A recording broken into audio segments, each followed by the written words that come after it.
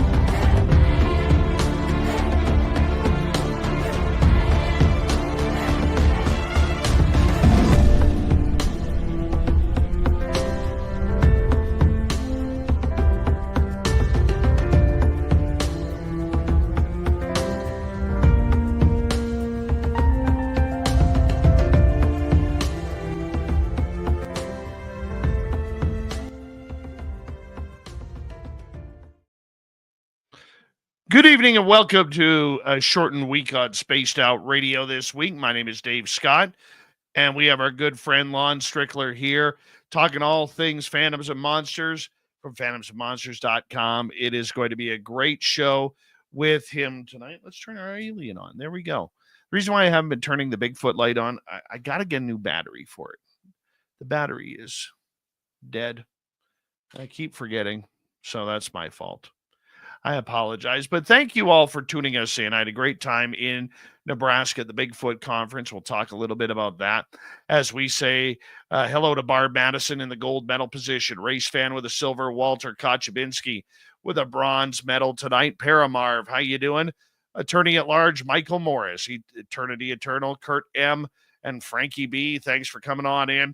Mama Catherine, I love you, Mama Catherine. I hope you're having a wonderful, wonderful night. I know you're going to enjoy this one. Necessary Dialogue, how you doing? As we continue on with our roll call, Mel WD-40 is here, lubing us up for tonight's show, because the one thing that Lon Strickler requests coming into this show is that he's nice and lubed for everything that happens during this broadcast. So Mel is doing a great job lubing us up as we speak. Robert Lamoth is here. Robert Lamoth will be signing autographs after the show. Line up to the left of the studio, if you don't mind, to the left of the studio. Jerry Carter, Kitty Caddywhack, Carol Amario. How y'all doing? Good to see you all here. Scrolling on down, Nelson R., welcome to SOR Chat. Road Flare, good to see you. Fast Hemi, thanks for coming on in. As we continue on with our roll call, Eric Andreas is here. Eric Andreas will be signing autographs after the show as well. Line up to the right of the studio, if you don't mind, to the right of the studio. Scrolling on down, The Unknown, how are you? Boondock, how's it going? And who is next on our list? Scrolling on down, just another guy named Harry. Good to have you here. And who else is here? Dragonfly, nice to see you. Matthew Goodka, thanks for coming on in as we continue on with our roll call. There's JBD. Sandra Kincaid, how are you, beautiful? Number 24 in your program, starting on at center ice from Stockholm, Sweden, Lars Jansson. Truth Wave, how you doing? So we scroll on down. Rock and Rory, Phineas on X, good to see you both here. Pony Pong, thanks for coming on in. Doug Shelby is here. The Doug Shelby has arrived, which means we can officially start this show. As we scroll on down, there's Warden Dragon, Scan Man, Ozzy, Oob to Joe's Main, You've Got Aliens. Acryong, how you doing? In the studio, thanks for coming on in. And Joanne, nice to see you. J Truth Seeker, good to have you here. And let's see here. Scrolling on down. Escape from Blue Jersey. How you doing?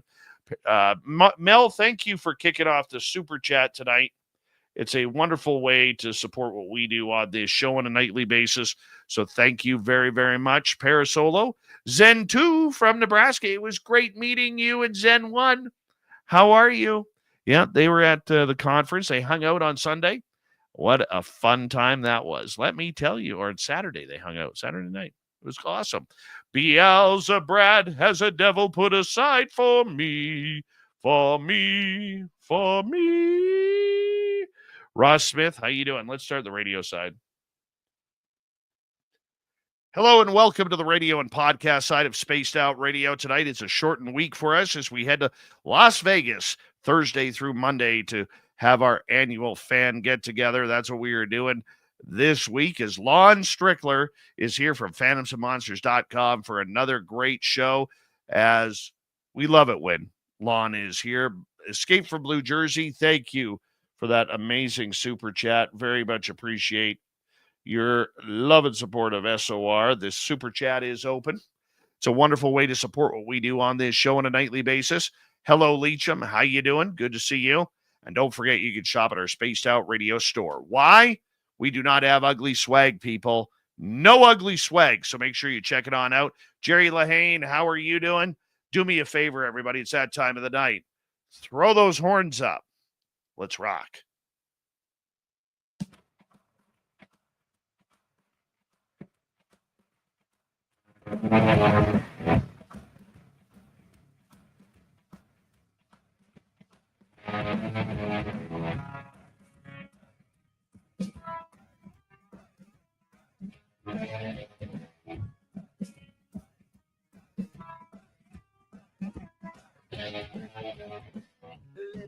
From the mountains of central British Columbia to you, around the world, this, my friends, is Spaced Out Radio.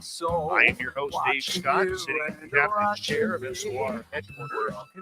We welcome you to tonight's show on our terrestrial affiliates and America, digitally on every major podcast network. Our website, spacedoutradio.com. We have a plethora of Rock out, Buckfoot, Reapman, and Swire. Check out our swag as well.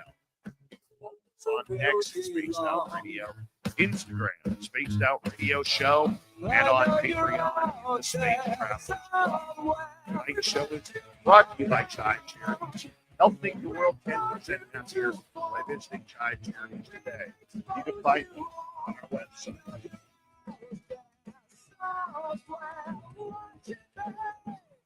We got a great show for you tonight. Why? Well, that's because Lon Strickler is back from phantomsandmonsters.com, and he's going to tell some real creepy, screwy stories of creatures of the night, including a lot of Dogman tonight. Lots of Dogman. Then in hour number 3, we have Swamp Dweller to kick things off. Josh Rutledge will be filling in for Tim James on the UFO report, as Tim is going through 3 nights of sleep apnea testing. Yeah, he's got the sleep apnea just like me. So he'll be testing that. They're actually setting up his machine so that way he can, start to breathe at night rather than die every night. You never want to die at night. And apparently I was dying a lot when I got my test done. But that's okay. It's time for Lon Strickler. Lon Strickler is the man, the myth, and the legend behind phantomsandmonsters.com.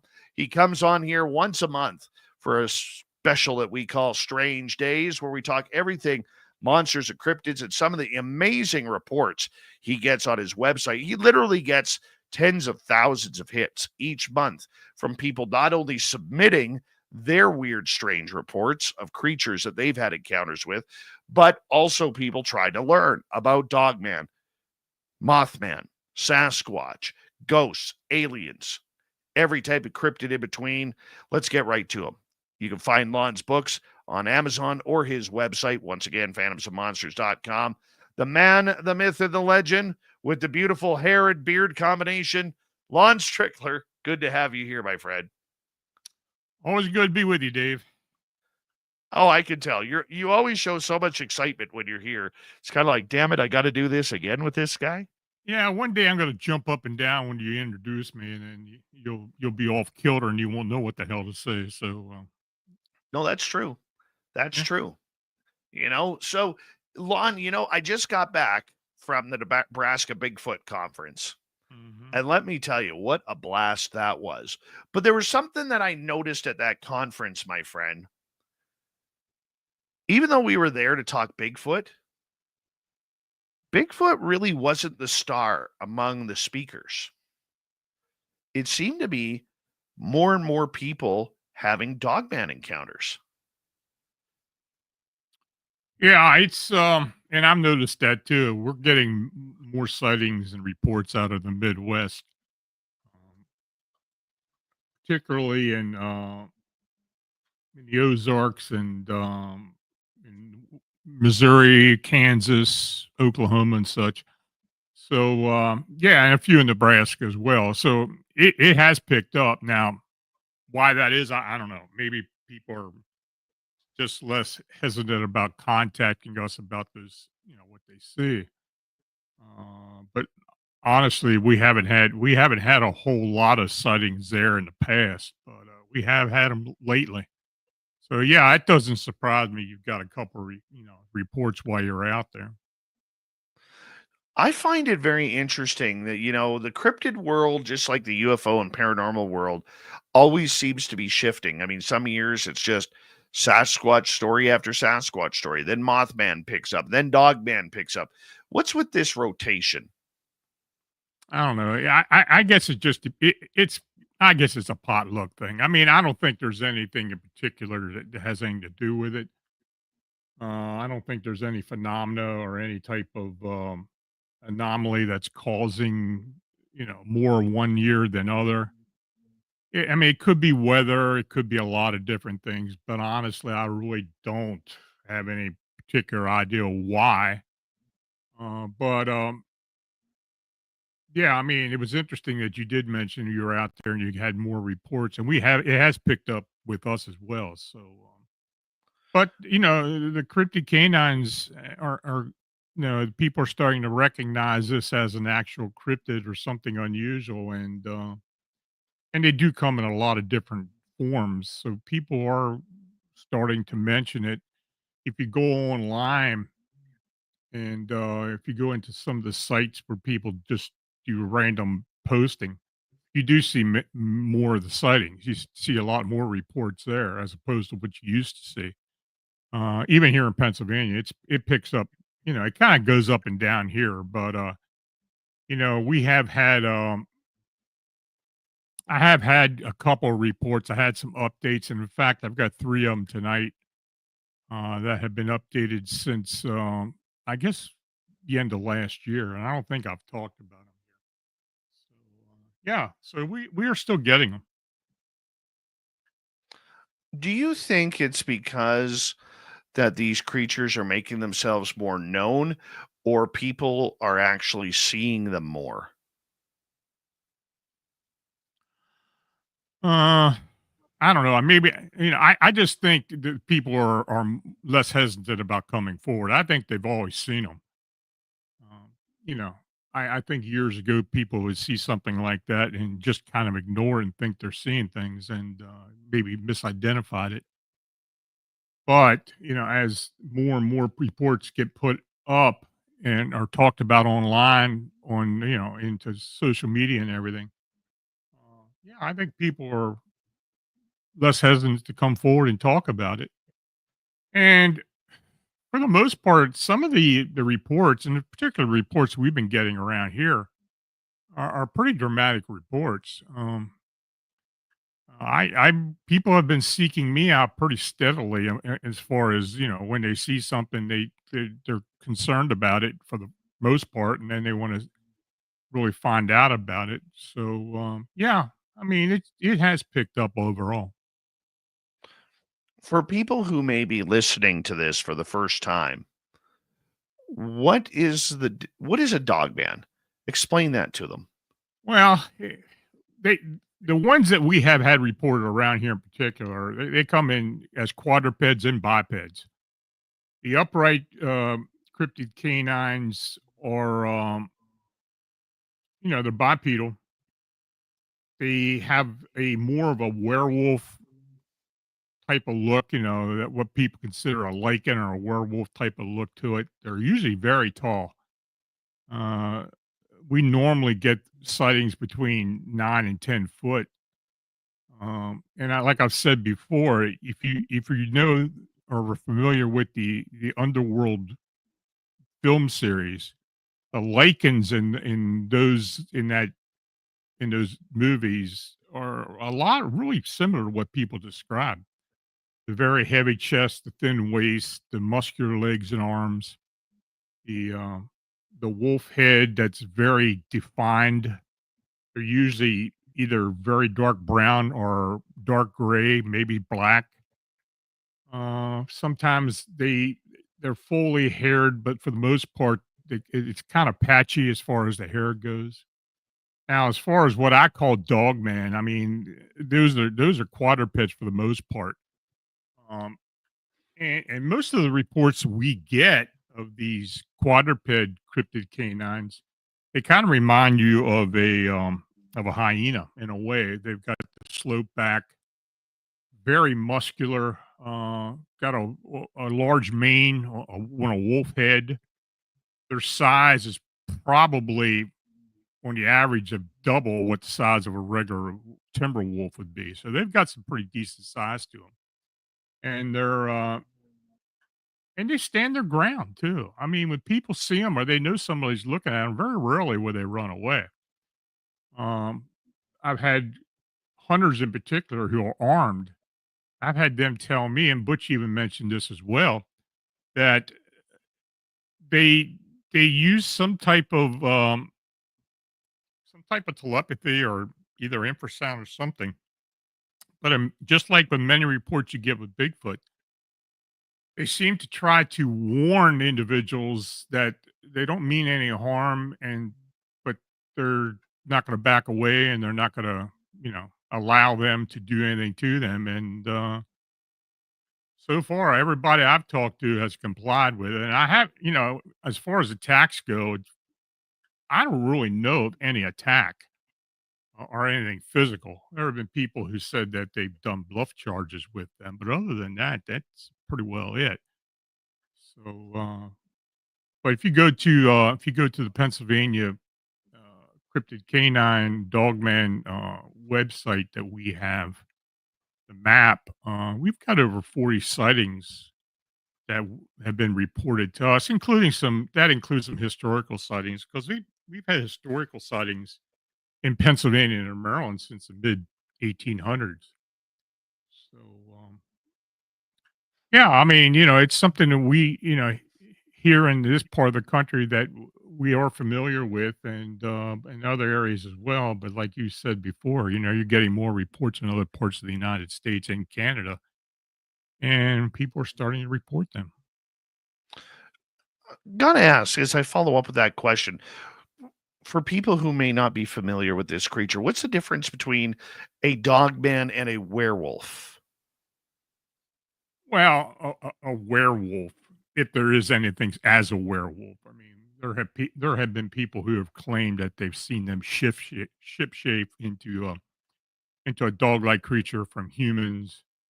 They're shapeshifters, lycanthropy, or someone has lycanthropy or has lycanthropy type of traits where they believe themselves to be actually a wolf and react like that and act like that. I mean, historically, it's known as some type of syndrome.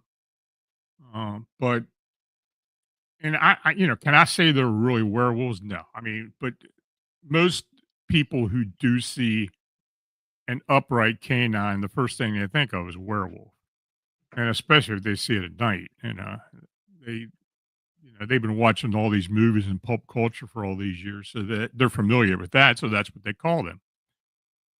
I don't know if that's really what they are. I mean, just like any other cryptid, I really have not found that much proof that they dwell on this earth plane 24/7. I think they are portal travelers, interdimensional, just like a lot of other cryptids. And in many cases, what I believe Bigfoot is as well.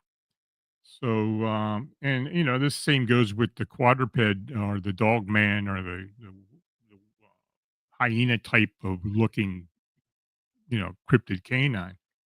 I don't. We've never really found a whole lot of evidence, if any evidence, that they do reside here all the time.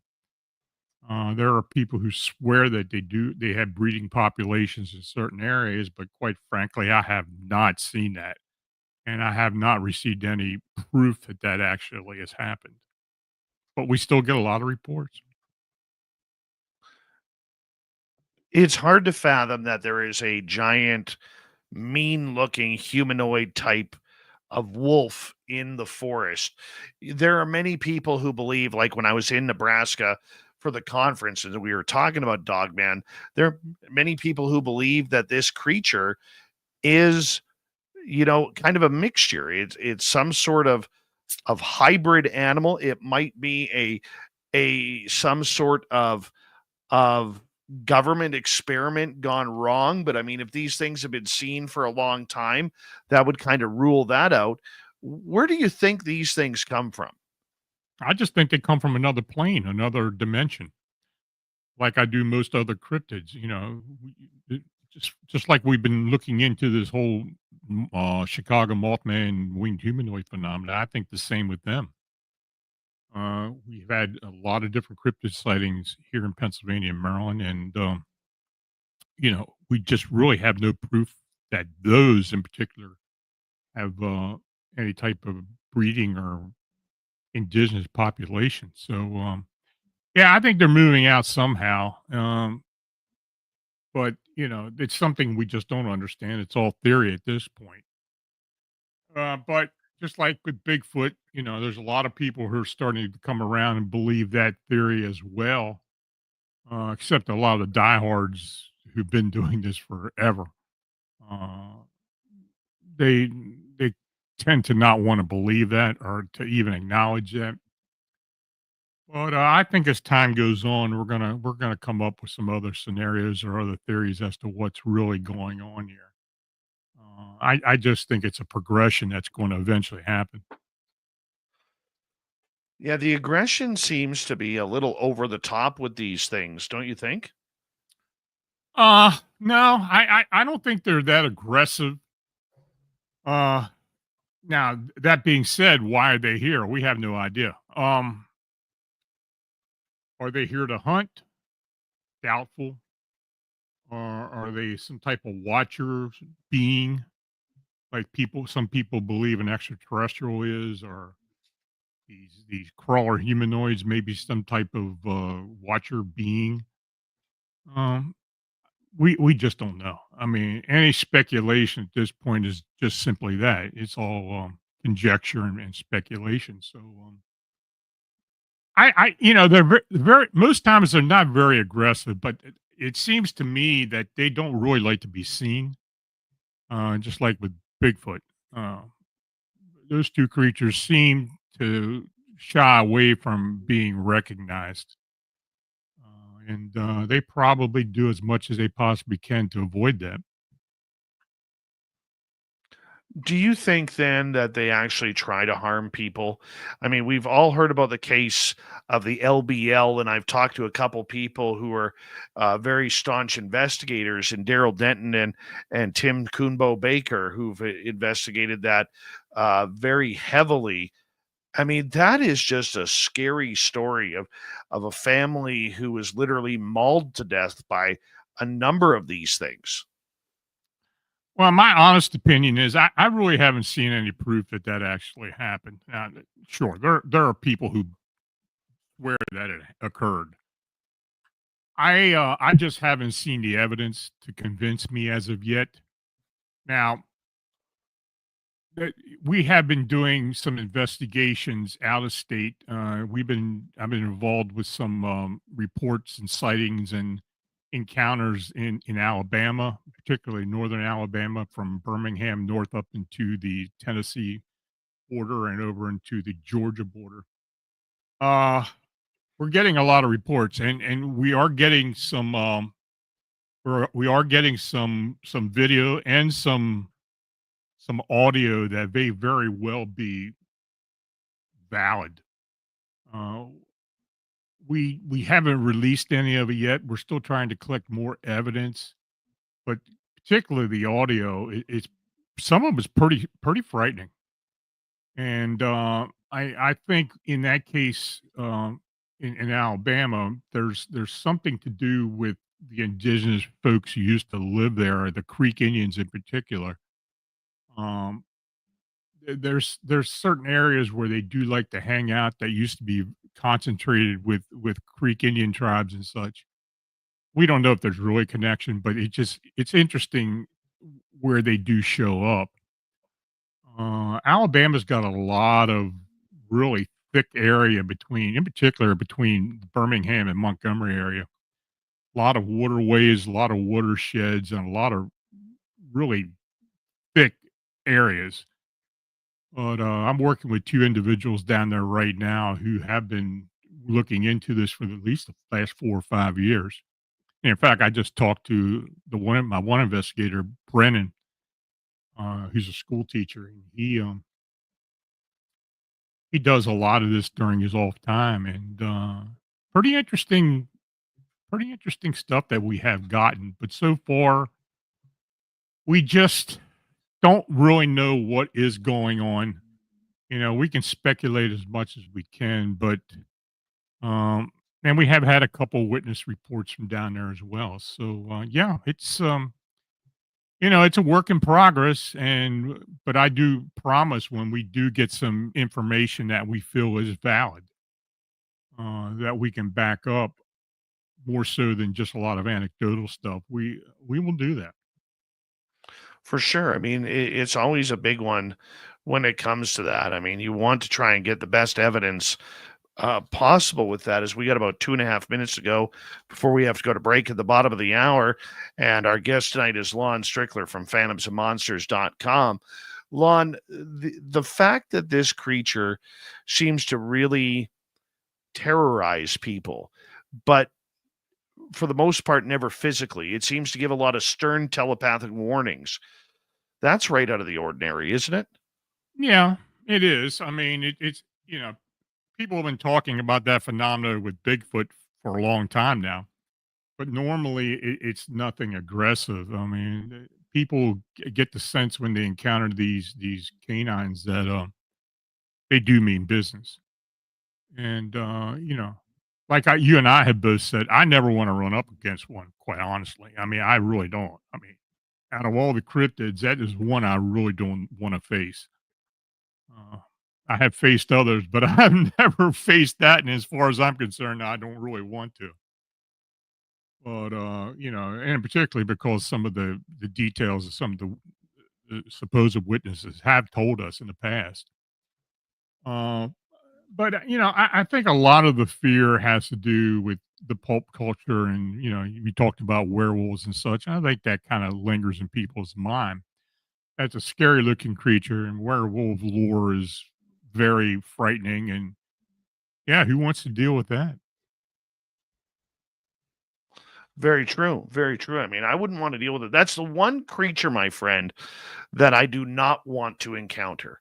And Yeah, for I'm the some same. reason, I know it's coming. Like I can feel that it is coming. And when I was down in Nebraska, one of the people there, Daryl Denton, actually played a recording of or was it Coonbo? One of the two actually played a recording of a Dogman howl. Hmm. And that thing was within like 100, 200 feet. Hmm. It was so clear. It's I have distinctive. never got goosebumps so quickly in my life than hearing that. Yeah, it's nothing like a wolf or a coyote. It's very distinctive. Uh, it's got a lot of undertones to it. Uh, and in fact, some of the so-called closer recordings that I have heard, they kind of have that chatter type thing with it, like you hear with a lot of Bigfoot recordings as well. If you remember the Sierra sounds, I mean, it sounds a lot like that in a way. Um, now, Well, hold that thought, Lon. yeah, go Hold ahead. that thought. Let's jump out for break here because I have a bunch more Dogman questions that I want to ask you as the night goes on. Lon Strickler on Spaced Out Radio. We'll be right back.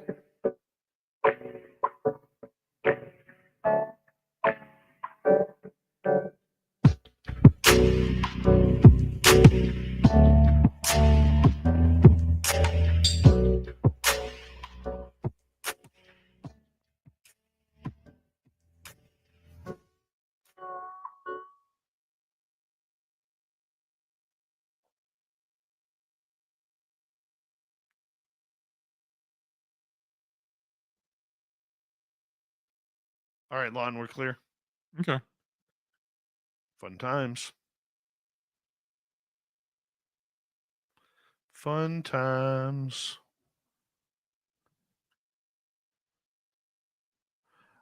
I had the crap scared out of me by two of our listeners that go by Zen 1 and Zen 2. They brought their Tesla Cybertruck with them. And they're like, hey, Dave, why don't you drive? I didn't drive, Lon. The vehicle was driving. I was just sitting in the seat. Oh, yeah? I've never done that before, and it scared the hell out of me.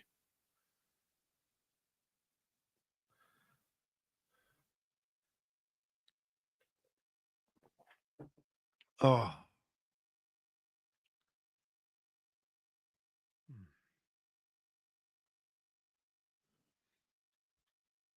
Bingo, Renee. Proof is personal. There is no proof. We only have evidence. There is no proof.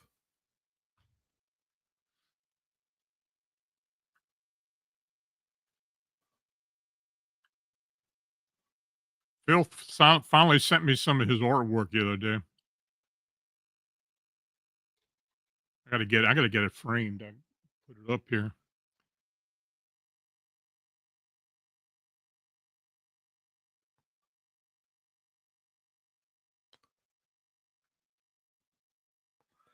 Oh, man. I'm excited about Vegas. Where y'all going to be at? We're going to be at the Orleans. Merle left today, this morning. He's him and a good friend, Brad Bunter. They're spending 3 days at Virginia City ghost hunting before coming on down. Oh, yeah. Yeah. The Orleans, is that on or off the strip or in downtown? It's about 2 blocks off the strip, closer to the airport. Oh, it's down further. Okay. Yeah. Yeah. But don't worry. I will hit the Taco Bell, the 2-story Taco Bell on the strip. Don't worry about that. Al Garay over on Twitch. So excited Lon's on the show tonight. He was deadlifting 1,055 pounds just as a warm-up. Did it 36 times. Stephanie Kenny Blankenship, how are you? Who else came in here? That's right, Renee Drew. I love it. People say prove it. I say get your own. I love that. That is awesome. That would be a good t-shirt. That would be a good t-shirt. I'm going to write that down. I'm going to steal that from you, Renee. People say prove it. I say get your own.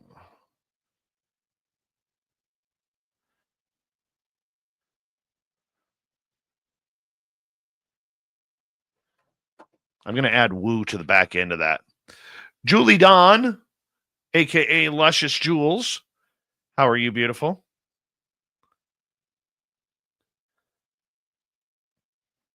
The lovely and talented Nicole Sakic. Choosing which shoes that she will wear in Vegas so I could trip her. I do plan on tripping her. I'm that guy. Totally that guy. Here's a good saying for you to put on a t-shirt. This is mine, What's by that? the way. Your critics are going to die. Their opinions won't matter then, and they probably don't matter now. Oh, that's nice. Very nice. I like it. I like it.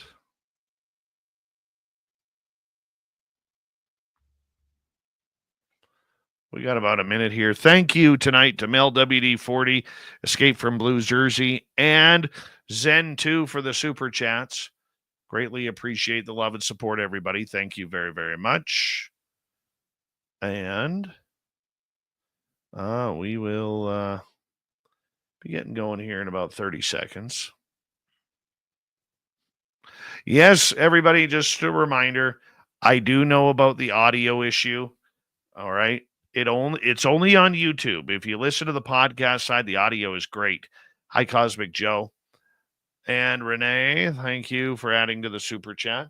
I do know the audio with the music sucks right now. We're gonna figure that out after Vegas.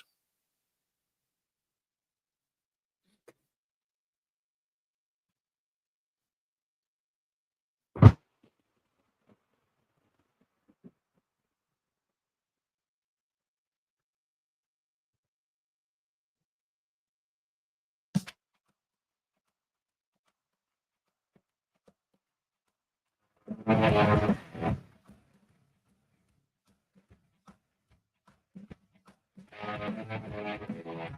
go the second half hour, Spaced Out Radio. Good to have you with us.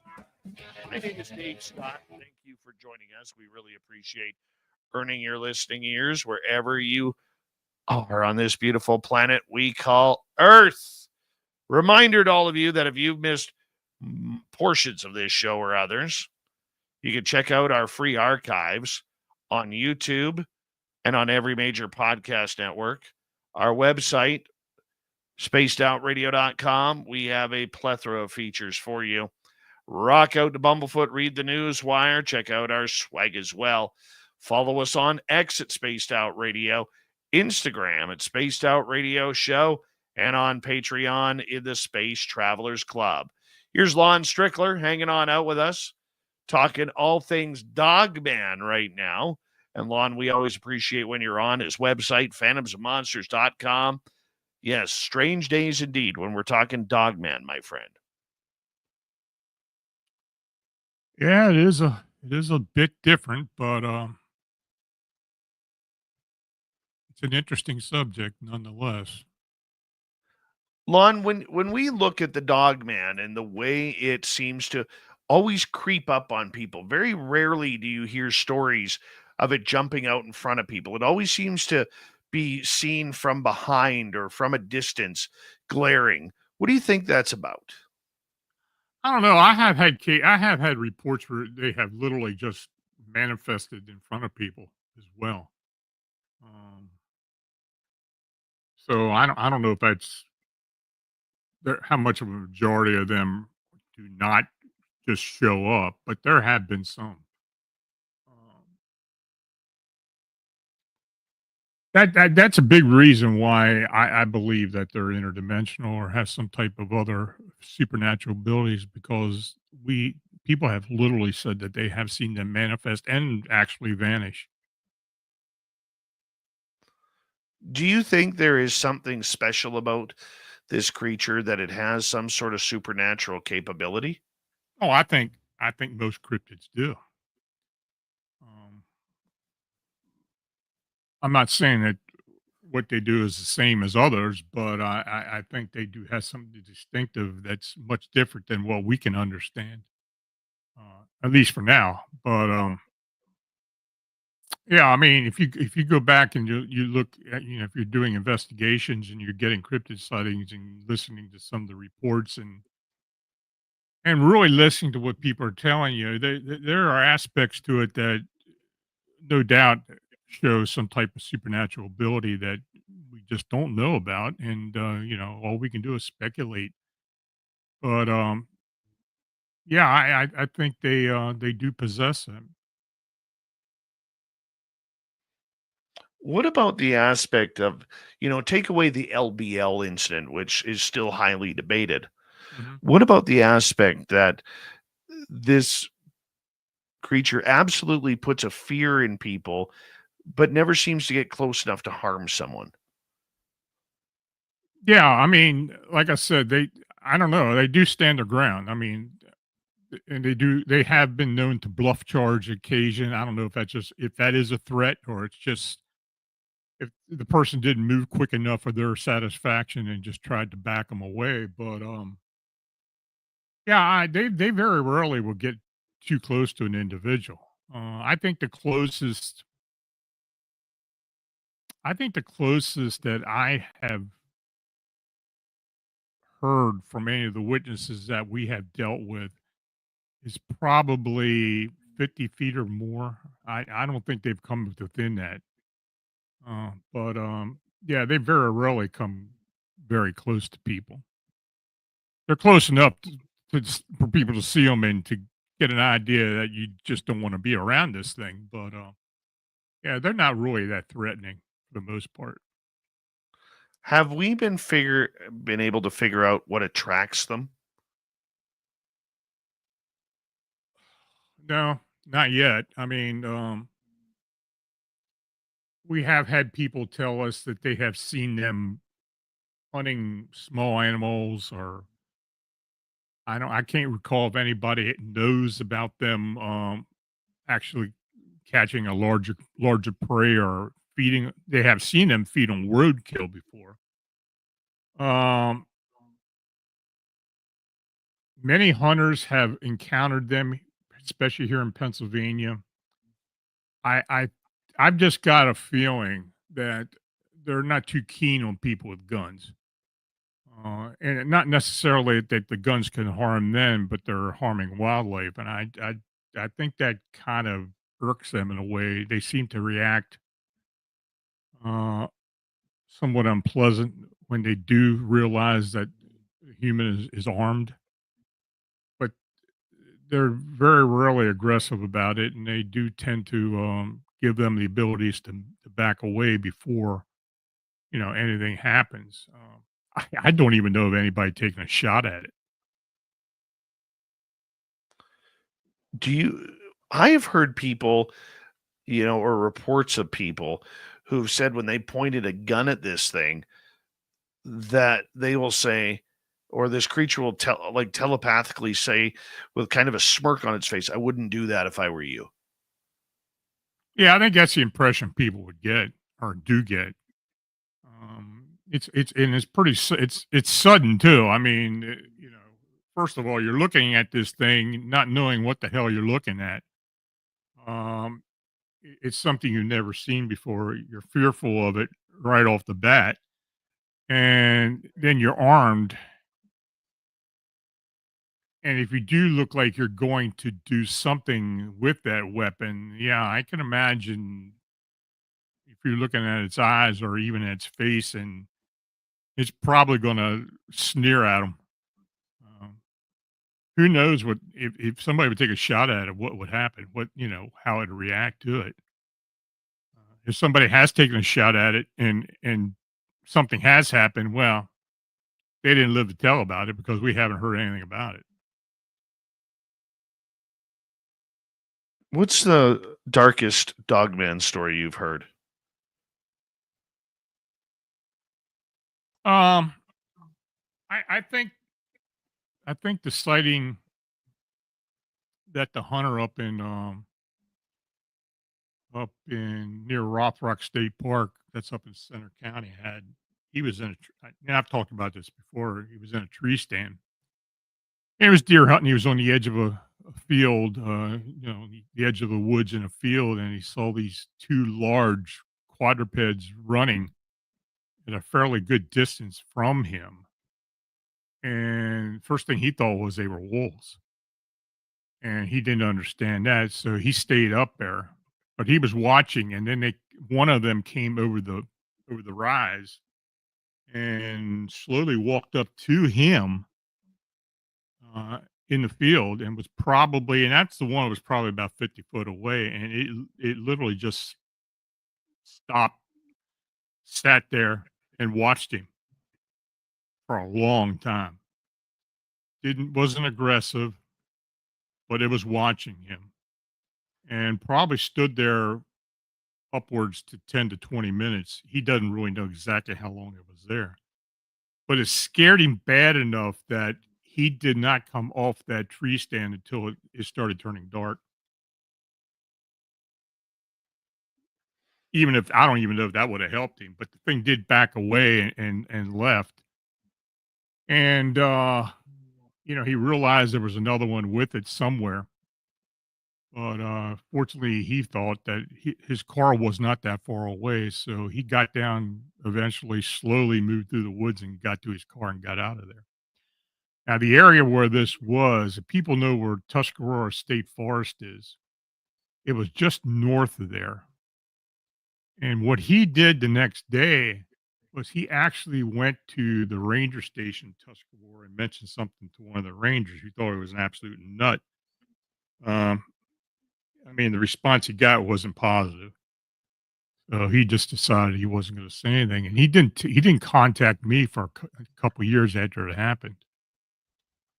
But Center County has been pretty busy. That whole county has had a lot of cryptid sightings, even Bigfoot as well. So it's just part of that central PA area of Center County, Blair County, areas around State College, Pennsylvania, up into the Nittany Mountains and over into down into Huntington County. So yeah, there has been a lot of even over into Clearfield as well. So Central Pennsylvania has been pretty active, but we're starting to get more and more reports in other parts of the state as well.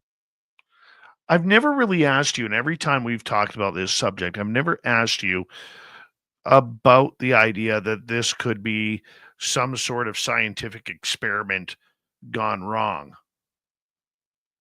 I guess it could be. Um, but I wouldn't want to speculate on that. And, you know, I don't know if it, I don't know if it, I don't really believe it is. I mean, I just think this is something from another realm that just happens to come onto our realm, spends a little bit of time, and it just moves on. Well, if you track back in history, there is the legends of Anubis. Oh, yeah. Could these be related to any Anubis type creature? Well, the Anubis thing, if you're talking about Egyptology and these things, the Anubis was actually the god of the underworld as far as the religion goes. You know, were those extraterrestrial type creatures that had aspects of humans and animals? Could have been. I'm not going to say that they weren't. And in fact, there's a little part of me that does believe that there was some type of extraterrestrial involvement with that. And I have talked about that. And in fact, I'm going to be talking about extraterrestrials and beliefs in religion on my show on Friday night. And it's something that I am interested in. And, you know, quite frankly, I'm really interested in after I had my abduction encounter back in 2015, where a lot of what I experienced during that encounter was, my thoughts on maybe these beings from otherworldly beings were responsible for the nexus of human beliefs in some cases, and not necessarily just the Egyptians, but other civilizations as well. Well, I mean, I know there have been reports, and I know you've heard them too, about, going back to some of these ugly mountainous areas of Afghanistan where American soldiers and Rangers and Delta Force have come allegedly across these Anubis-like creatures, with body armor, with these giant sickle-type swords. I mean, this is scary stuff here. Yeah, I haven't received any reports of them being armed or anything like that, but I have received reports of huge uh, bipedal canines seen in some of the tribal areas, particularly in the northern part of Afghanistan. There have been a couple sightings in the Kandahar area and other parts of Afghanistan in the mountains, like you said. I've probably had about 4 or 5 sighting reports from service people. What are their reports like, Lon? Very similar to what we get here. Size wise and body wise, it's very similar. I don't, the reports I have received, there haven't been any actual physical contact with these beings, but some of the people, the tribes, especially the sheep herders and stuff, had talked about them, that they have seen them, that they have culled some sheep occasionally. Uh, so, but they do know about them, and yeah, but they are known. Are the getting back to the Dogman here? Are these creatures just natural born killers? Like, for instance, wolf packs will or lions will kill for the sake of killing. Mhm. Okay. Are dogmen like this, or are they just predatory when they are hungry? Do we know that? I don't know. Um, I really don't know. I mean, we just have not received enough information as far as their kills and what that entailed or what they leave or how much they consume. The reports that we have gotten, particularly here in the United States and here in Pennsylvania, they do take advantage of a lot of roadkill. I've probably had about 3 or 4 sightings of people actually seeing them on the side of the roads eating dead deer or other animals. Are they scavengers then? They may very well be. They may very well be. Though, I mean, the way they look and what they, you know, what people describe as claws and other the large teeth and the canines and everything. Yeah, honestly, you would think that they'd be able to kill what they need. Just like most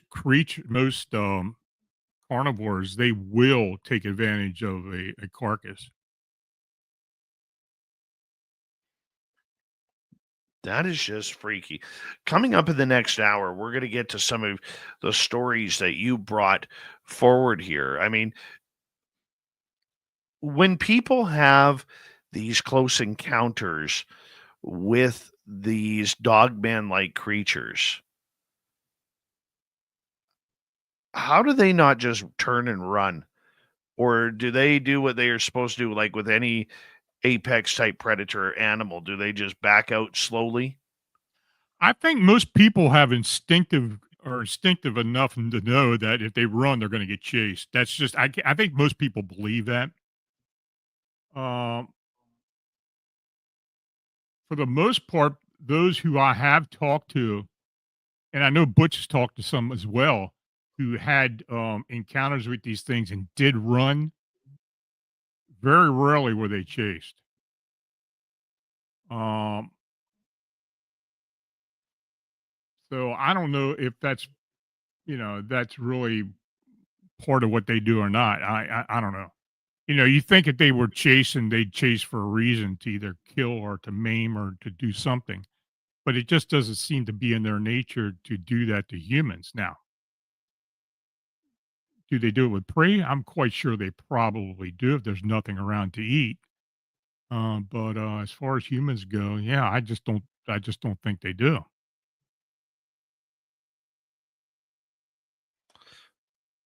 I still don't know That's a how. big reason why the Land Between the Lakes story just doesn't really click with me.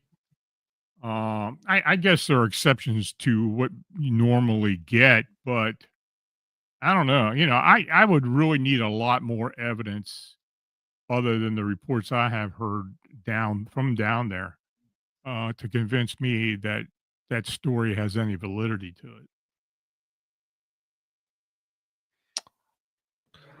I mean, man, that is. I'm going to have to do another show very soon here on Land Between the Lakes because if that story is true, that is just petrifying. So, Lon, give us a brief synopsis because we mentioned it a couple times here about what allegedly happened at Land Between the Lakes.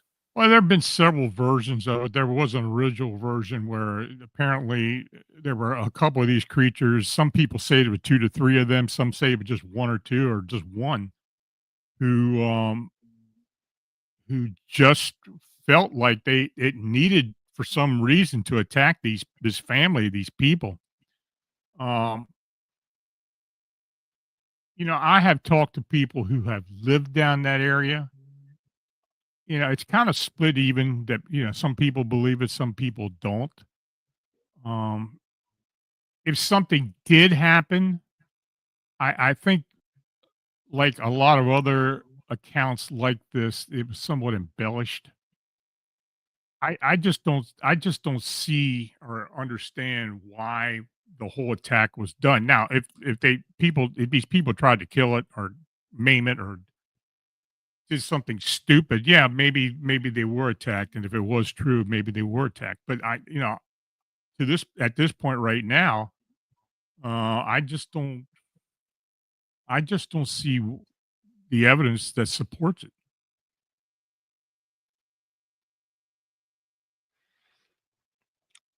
I don't know. I don't know. It's Yeah. scary. It is a very, very eerie story. I mean, it could be creepy pasta. It could be real. I mean, it's just the way it is. But are these dogmen everywhere? Are they everywhere now? Because originally, when this story really broke out back in 1989 with Linda Godfrey's article, The Beast of Bray Road, Mhm. it seemed to be a central northern U.S.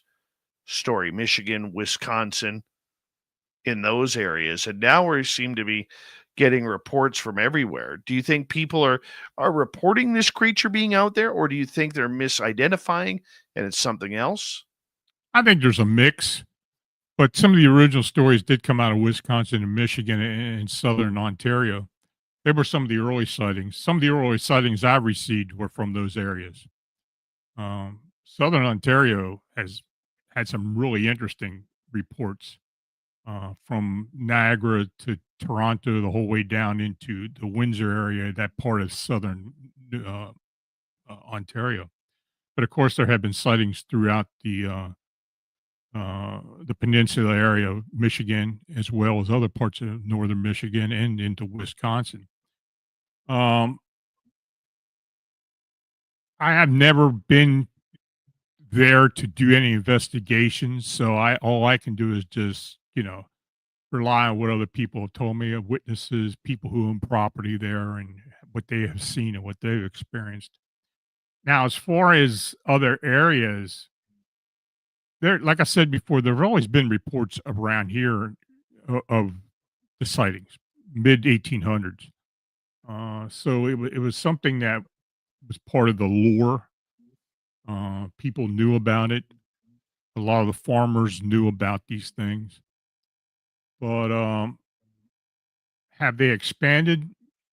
Yeah, I would say they have, because people are getting more and more sightings. I mean, Ohio, we had very rarely had any sightings in Ohio up until maybe 30 years ago. Then we're starting to get sightings there in Indiana, all around the Rust Belt. So, yeah, I mean, it seems to kind of follow that area. But now, like you said, you're getting sightings into the Midwest. So are they moving south? They may very well be.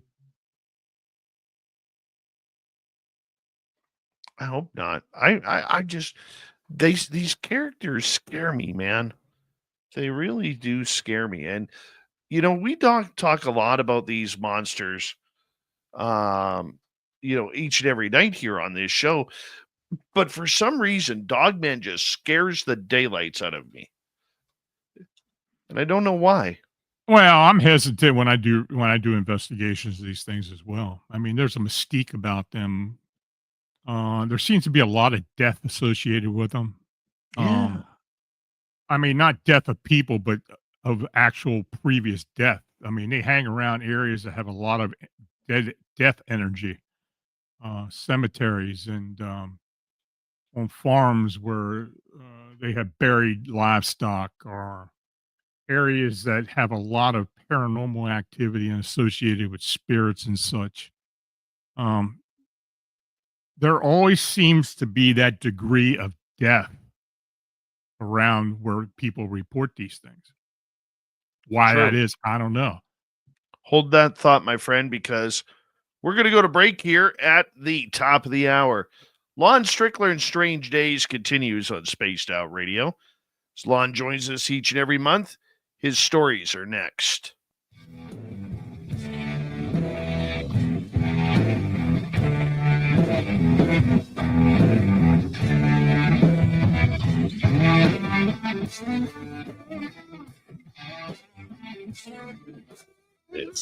is Spaced Out Radio with host Dave Scott.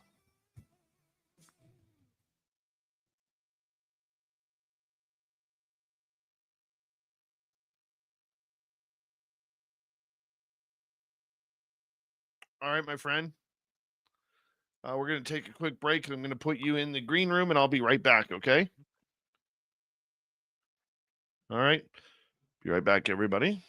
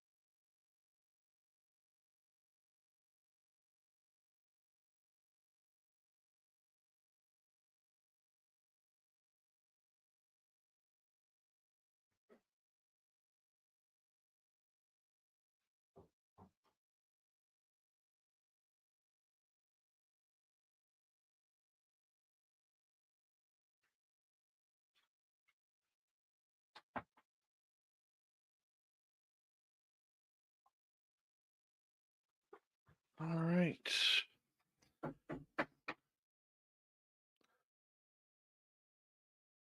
Hi, everybody. I'm Dave.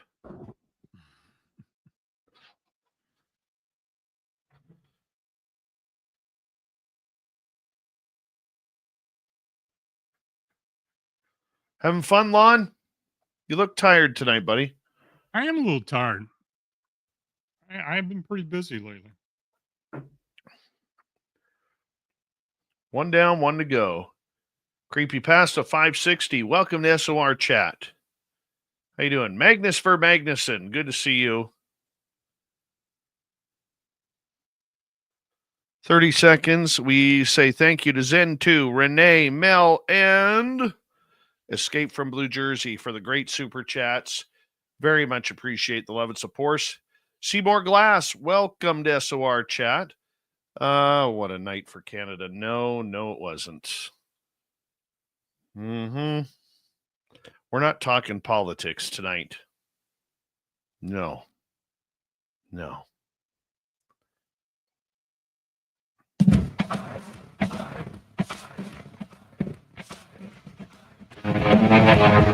All right, let's kick off hour number 2, talking Dogman with Lon Strickler tonight. Thank you for being here. Wherever you are on this beautiful planet we call Earth. Hello to everyone listening in on our terrestrial affiliates around North America, digitally on every major podcast network. Our website, spacedoutradio.com. We have a plethora of features for you. Rock out to Bumblefoot, read the news wire, check out our swag as well.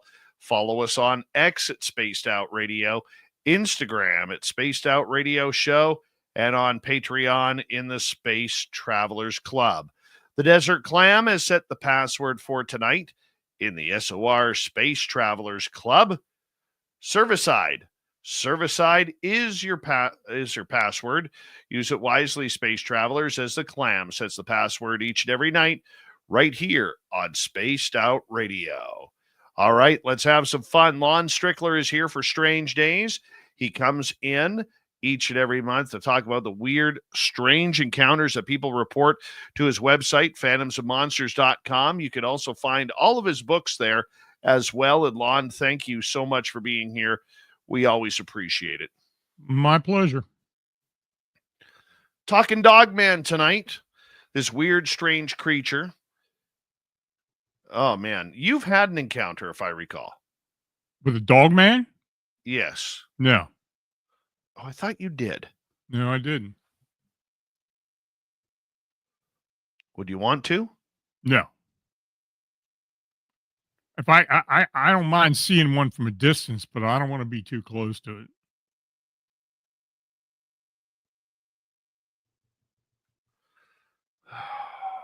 Man. I don't want to be the first statistic. Well, I mean, with that hair and beard combination, it may work out.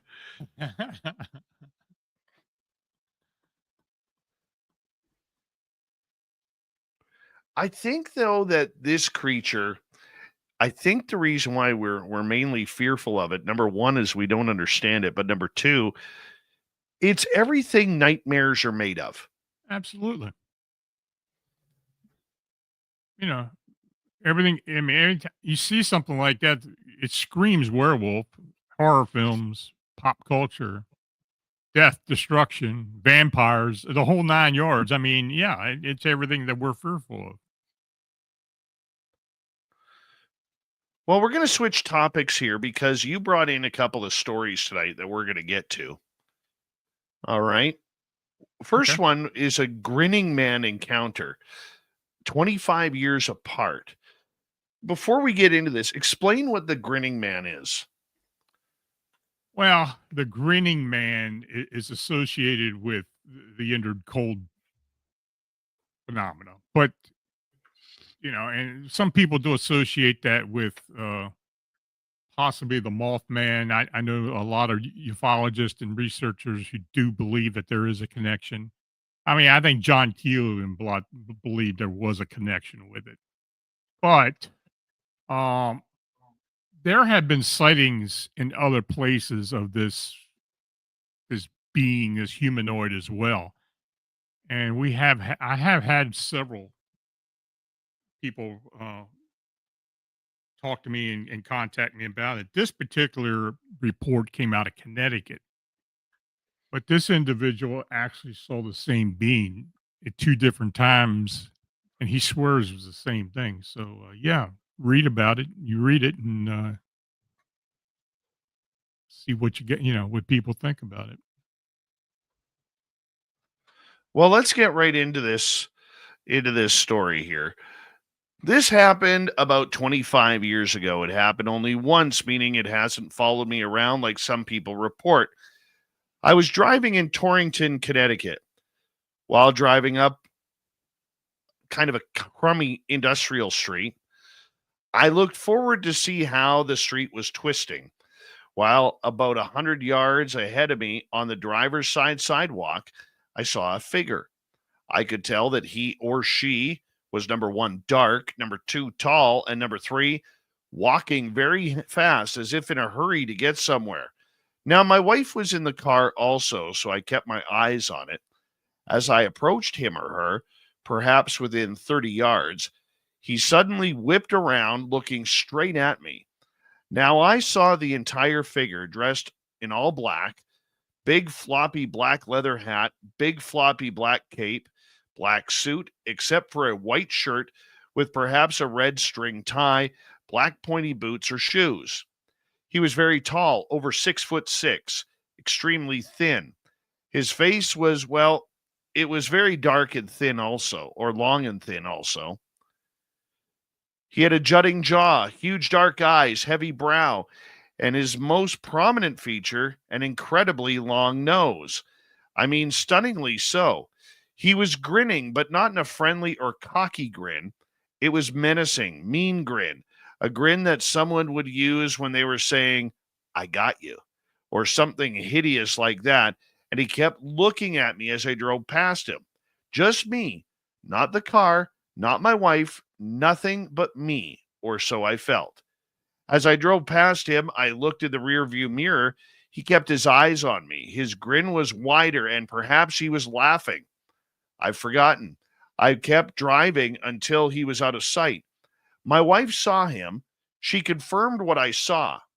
Nowadays, though, she isn't so sure.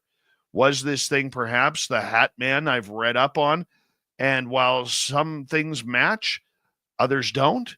His features were clear, not shadowy, but I was filled with dread, even though it was daytime, and there was nothing really to get freaked out about.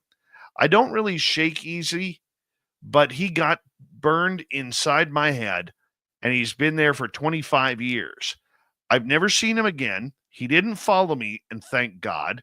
I couldn't handle that, but there was something sinister about him.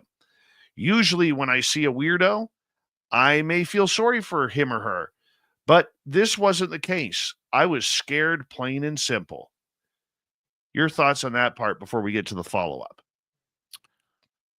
Well, it's not the first time I've received something like that. There there have been sightings, and in fact, I have received sightings of a grinning man that looked very similar to what the Joker character from the Batman films would look like. So people do see these things. And here I thought this was just some sort of creepy pasta legend. Nope.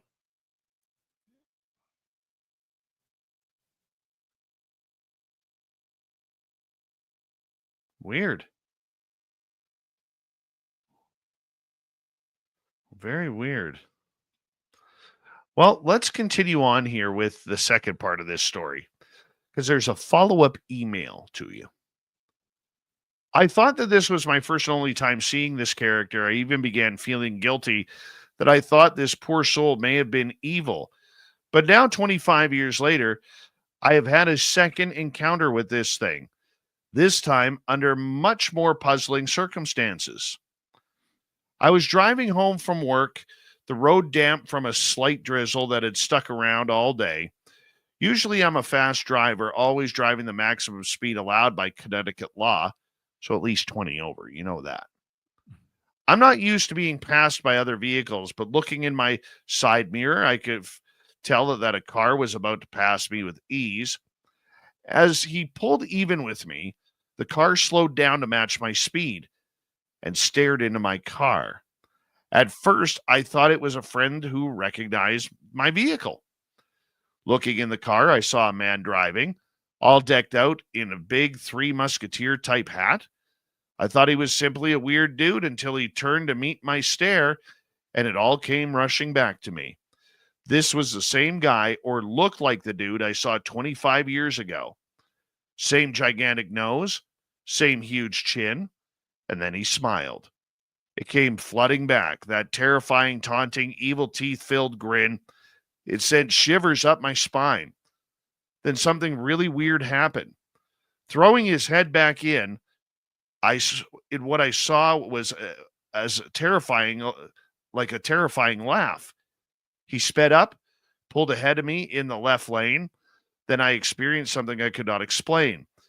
When he was about 20 yards ahead of me, he suddenly took a right-hand turn at 70 miles an hour, didn't pull into my lane. He just made a 90-degree turn, as one would do when turning a corner of a street. I missed the rear quarter panel by mere inches. When I looked in the rearview mirror, I expected to see him spinning out of control or smashing into another vehicle, but I simply saw him traveling across the highway, heading at high speeds towards the wall lining the freeway. Not a chance he could have avoided it. He was hustling towards a sure fatal crash within the wall, or with the wall, when he just simply disappeared. There was no crash sound, no nothing. He was gone.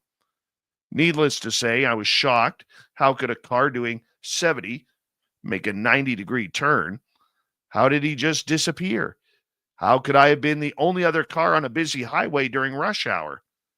And why 25 years later? Hat man? Weirdo? This episode is much harder to explain than the initial meeting.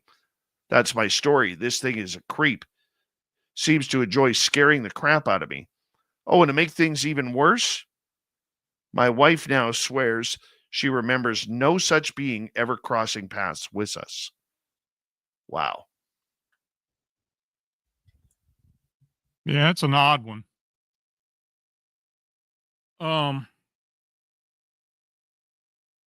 It's interesting. When he had contacted me the first time, he got back to me no more than 2 weeks. From the time I received the first report, then he saw this thing. Now, at the time, and I still kind of believe this, I think he may have conjured up some type of thought form manifestation. Either that, or there was something going on that this thing just manifested somehow by some other way, but it's really odd. See, that's the way I think about it, is wondering now if it was only 2 weeks since he submitted the official report to you, Yeah. the original submission. I'm wondering if that conjured up that next sighting. Yeah. It's been known to happen. Not necessarily with a grinning being like this, but I think there's something to that. And I mentioned that to him. I did. I mean, I told him, I said, that sounds like a thought form manifestation, a tulpa, or some type of poltergeist type phenomena. Now, I haven't heard back from the guy, and that's been a while. So, I don't know.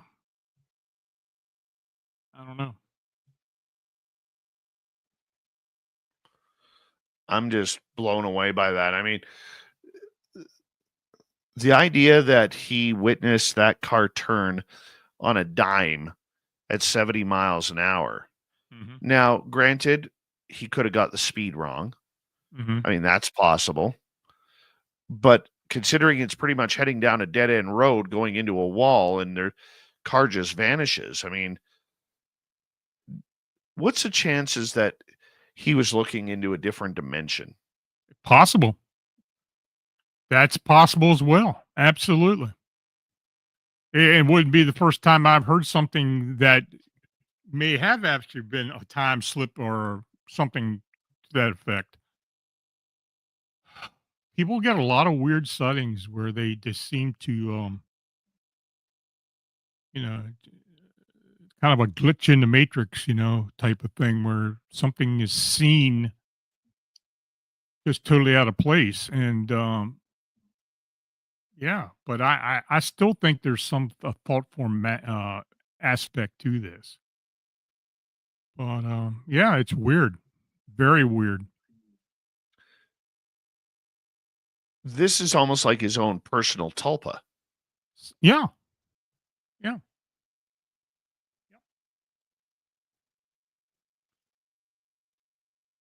When I explained that to him, I don't know if he bought that or believed me.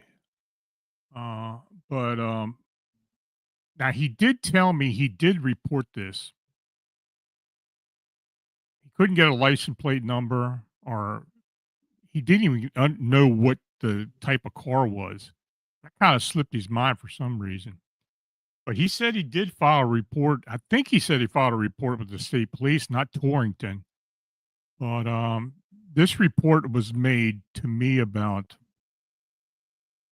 well, it was before the COVID thing, so it was probably 2018, 2019.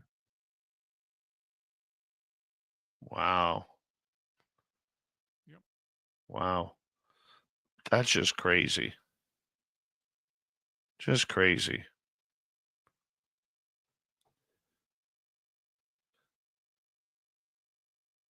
I don't even know how these tulpas come to life. Maybe explain to our audience about that. Well, it's all based on the mind literally manifesting a sentient being, a being with consciousness to it. Very similar to what people experience when they have a poltergeist experience, like when a poltergeist is nothing other than a thought form. Many times it affects people that have a lot of weird things going on in their life, some type of dysfunction or illness or something.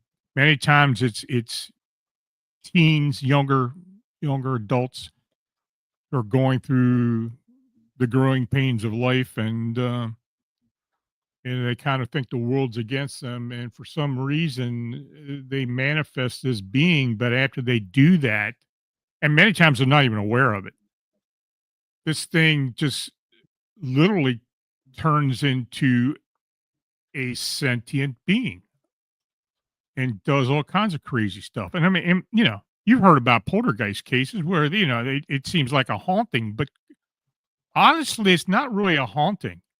It's just another energy type being that that acts like a spirit or dead energy. But it has its own type of consciousness. It has its own,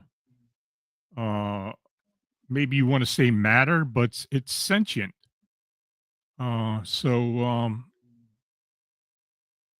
yeah, I mean, and many times I am a sentient clairvoyant and intuitive. So I have done several poltergeist cases, a few. I mean, they're not they're not a common thing. I mean, people think they are, but they really aren't. Um, and I have been able to pick up on a few of them over time. It just depends on the situation, but they're difficult to get rid of. Normally, you have to deal with the person who's manifesting it without their knowledge, and they got to change their environment to end the manifestation. And eventually they will go away. but there are cases where people have had or been plagued by these beings for years. So yeah, it's kind of like some type of energy that has a life of its own. Do you think then that if you take this weird creature, Mhm. okay, you put it next to the Hat Man, you put it next to the Glimmer Man, you put it next to Siren Head, you know, I mean, these are creatures where a number of years ago we never heard of them. Mhm. We never heard of them, and now all of a sudden they're here. Well, tulpas have been around for eons. I mean, if you look back at Tibetan monks, really were the ones who,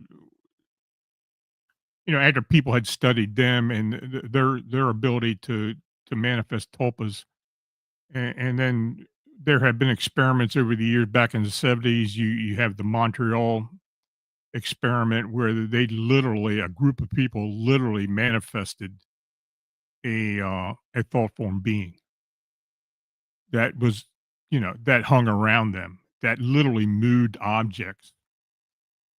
Um, it's not an unknown, it's not an unknown phenomena, but it's rare, but it can happen under the right circumstances. But it's usually has to do with the way people are living. If there's distress in a family, dysfunction, death, illness, a lot of different things.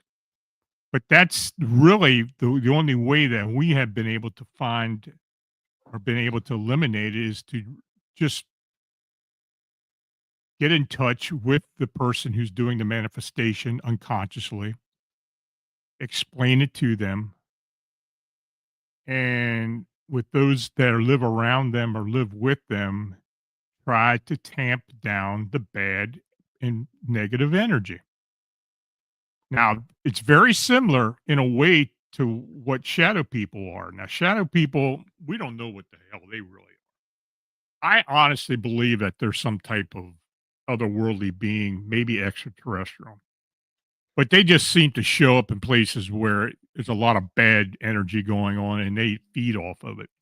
I don't think a poltergeist or a thought form necessarily feeds off that type of energy,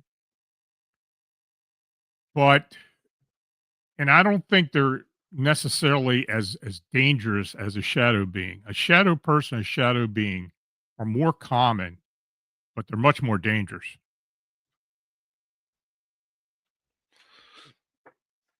They can literally kill. Is that the demonic energy inside of them? It's not demonic. It's something else that we just don't understand. They feed off the energy.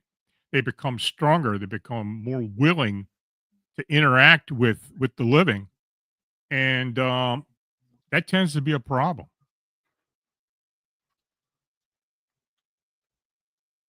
Wow. You hear about people having the energy sucked right out of them. Well, that life force is in every one of us, and if that's taken away, you're just as good as being dead. Really, I mean, it's like your soul is being taken away. On that note, I'm going to get you to hold on right there Okay. because we have you for another half hour here on Spaced Out Radio. Lon Strickler's phantomsandmonsters.com. This is Strange Days. We continue after this.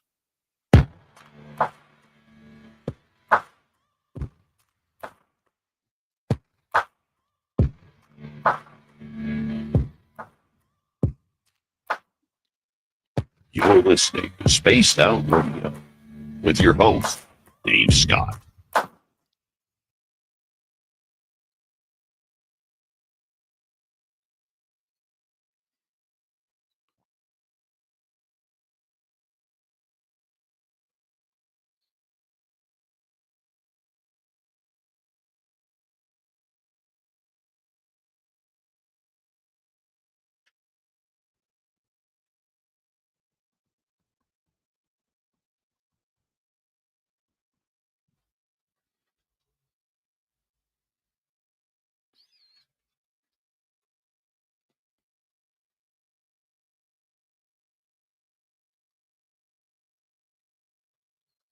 All right, Lon, we're clear. Okay.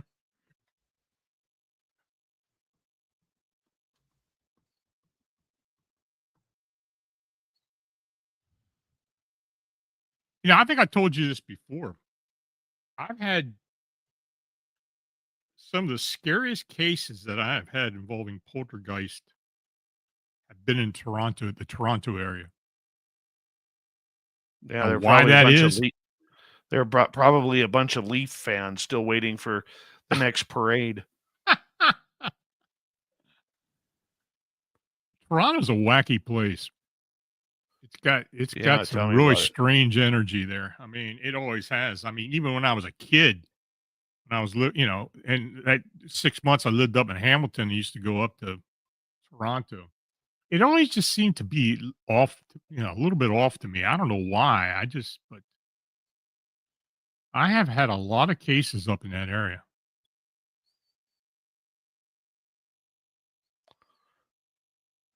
A lot of people believe it has something to do with the Great Lakes and the falls at Niagara just north. Maybe.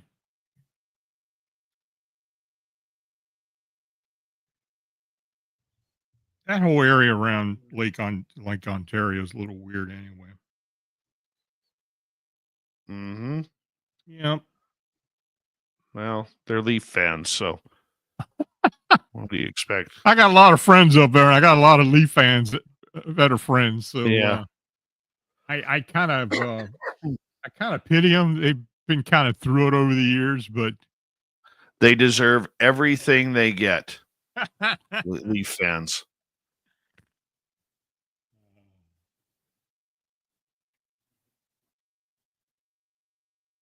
Sorry, no sympathy there.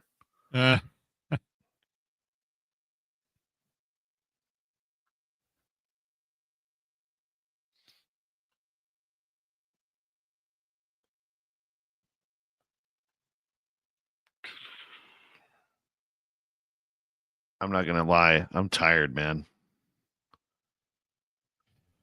yeah, I'm tired too. There's been a lot going on. I got home from Nebraska at 3 this morning. Then I was up Shit. at 7:30 to go to work. Oh, you did go to work today. Oh my Yeah. God.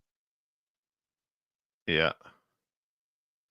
How long? I mean, did you have a pretty good? Did you fly straight through? Did you have connections coming home? No, I actually had a short wait in Dallas, Okay.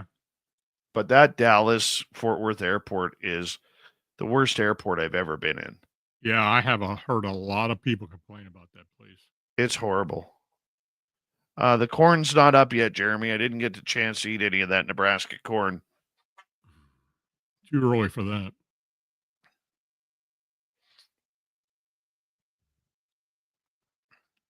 Yeah, somebody said Newark would like a word. Yeah, Newark. Boy, I'm telling you. I've been to Newark too, and I would say Dallas is worse than Newark. You think so? Oh, dude. Dude, they have no signs. You have to fight to look for the signs to find out where your next flight is, which gate it's at. Then they got the slowest tram in the world. Okay. So they'll connect you from the furthest tram to your next area to where you have to connect. Right? Mm-hmm. Well, I tell you, the easiest airport I have ever been through and come, back and forth. And I don't know. It's still like that. I don't know. McCarran in Vegas has always been easy coming in and out of. Vegas is it's such a simple airport. Yeah. Such a simple airport. Calgary is horrible. Pearson in Toronto is pretty good. Chicago is a nightmare. That's a nightmare. O'Hare and Midway are both bad. Reagan International was pretty cool. It's better than what it used to be. Yeah. Give me 2 seconds here, Lon. Okay. Thank you to Mel WD40, Escape from Blue Jersey, Send 2, and Renee for the super chats. Greatly appreciate the love and support. Here we go with the next half hour.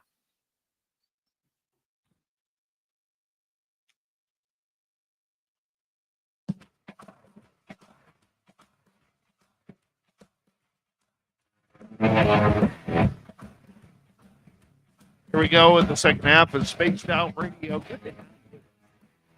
I'm your host, Dave Scott. Yes, sometimes I do wear tinfoil because of the topics we talk about, including the grinning man. Oh, God, that's scary. Lon Strickler, phantomsandmonsters.com, continues till the top of the hour here momentarily. But first, we want to remind all of you that if you miss portions of this show or others, our archives are always free at YouTube or any major podcast network. Our website, spacedoutradio.com. We have a plethora of features for you. Rock out to Bumblefoot, read the news wire, check out our swag as well. Follow us on X at Spaced Out Radio, Instagram at Spaced Out Radio Show, and on Patreon in the Space Travelers Club. Here we go, phantomsandmonsters.com, Lon Strickler. With Strange Days, we wrap it up after this half hour. Lon, thank you for being here. Always a pleasure, Dave. Before we get to some more stories from you, let's get a couple audience questions in. Zen1 is asking, what do you think the relationship is between Bigfoot and Dogman? So many reports of them seen with Bigfoot. It's been my experience and what I've seen and what people have told me is they try to stay away from each other as much as possible. I have heard of a few instances where they have interacted. I mean, it's not good interaction, but they have interacted. But as far as any relationship between them, I don't think there really is any. I just don't think they like each other. It just seems that way to me. But I really can't comment on other than what people have told me, and it seems that they don't get along. Is it a territorial thing? Is it something else? I don't know. I was going to ask about the territory. Yeah. I mean, when you get two major apex predators like these two, I mean, they just can't coexist. I mean, like if a grizzly bear sees a black bear, the grizzly bear will kill the black bear. The wolf pack will kill a grizzly bear. You know, I mean, territory just seems to be absolutely everything. Yeah, that may very well be. I mean, that may be, but no, I don't think they have any type of mutual relationship at all.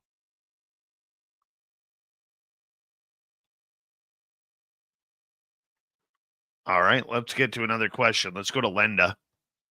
What is your take on vampires, Lon? I have written about vampires. I do receive reports about what people believe are vampires. The only phenomena that I am familiar with that can maybe be associated with vampires is a psychic vampire where they take energy or they drain people of energy. As far as sanguine and drinking blood and all that, yeah, I mean, there are people that believe in all that phenomena and believe that there's something to that. I mean, in my opinion, it's just folklore, but it makes for a good story. I think it makes for a good story, too. All right, let's move on to another question here. Sandra is asking, Lon, when and where was your last sighting of anything weird? My personal sighting? Yeah. Well, I sent that to you tonight, Dave. It's the last story with my encounter in Chicago. Well, we'll get to that momentarily then and surprise the listeners with that. Okay. Chris Keene is asking, Lon, what do you think of sleep paralysis and seeing a man in an old suit during it? Looked like he was from the late 1800s, early 1900s. Well, that just seems like a manifestation of a spirit or an energy, but normally sleep paralysis is was associated with extraterrestrial or alien beings or some other type of otherworldly being. Sleep paralysis is kind of hard to understand. I talk to people who have experienced it, but I've talked to a lot of people who have never experienced it and have had some pretty profound extraterrestrial experiences.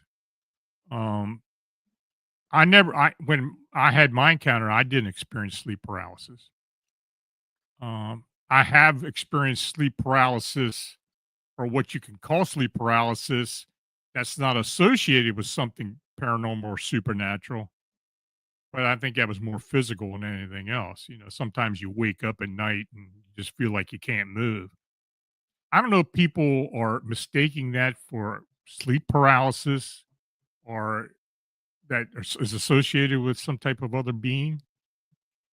But other than that, it's hard for me to even, as- you know, take any type of association with that. But people report it all the time. Ready for your story? Sure. All right, let's get to it.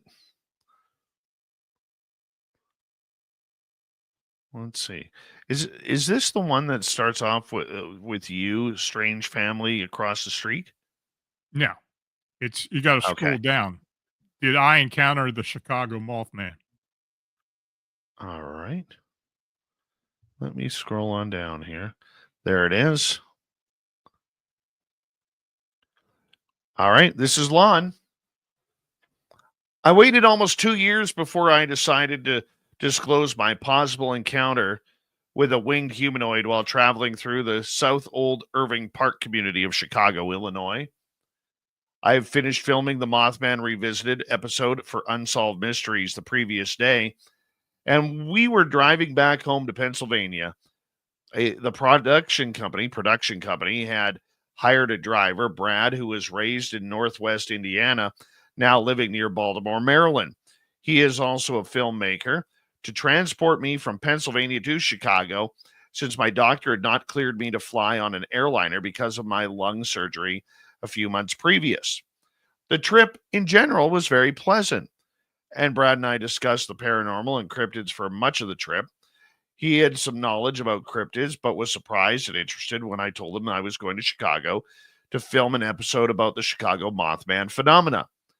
Previous to us starting the journey, several psychic and gifted friends and colleagues had told me that they felt I would encounter something unusual during the trip, including my team member, Bernadette McDaniel, and my close friend, Brett Butler. Gosh, I love Brett Butler. If you're listening, Brett, we love you. You got to come back on this show.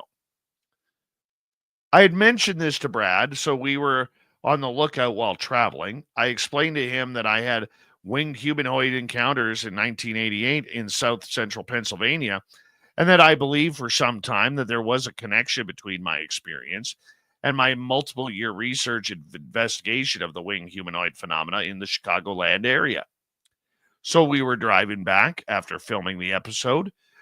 We had planned to stop at the University of Notre Dame since Brad grew up near there and I had never visited the campus. The incident occurred on Monday, June 12, 2023, at approximately 10 a.m. It was an overcast day, but visibility was very good. I was riding in the back opposite side of the SUV while Brad was behind the wheel. We were driving south on I-90, I-94, and had just stopped in heavy traffic under the W. Addison Street overpass. As we sat there, Brad and I both suddenly reacted to a large winged being that suddenly burst out from under the overpass to the upper right. It was so quick that we were barely able to catch a glimpse of this thing, but we both directly observed a large dark membrane wing on the left side of the creature. It quickly cleared the overpass and flew directly up and over the structure. It didn't seem to phase in any other of the drivers that were in the traffic with us. That's weird.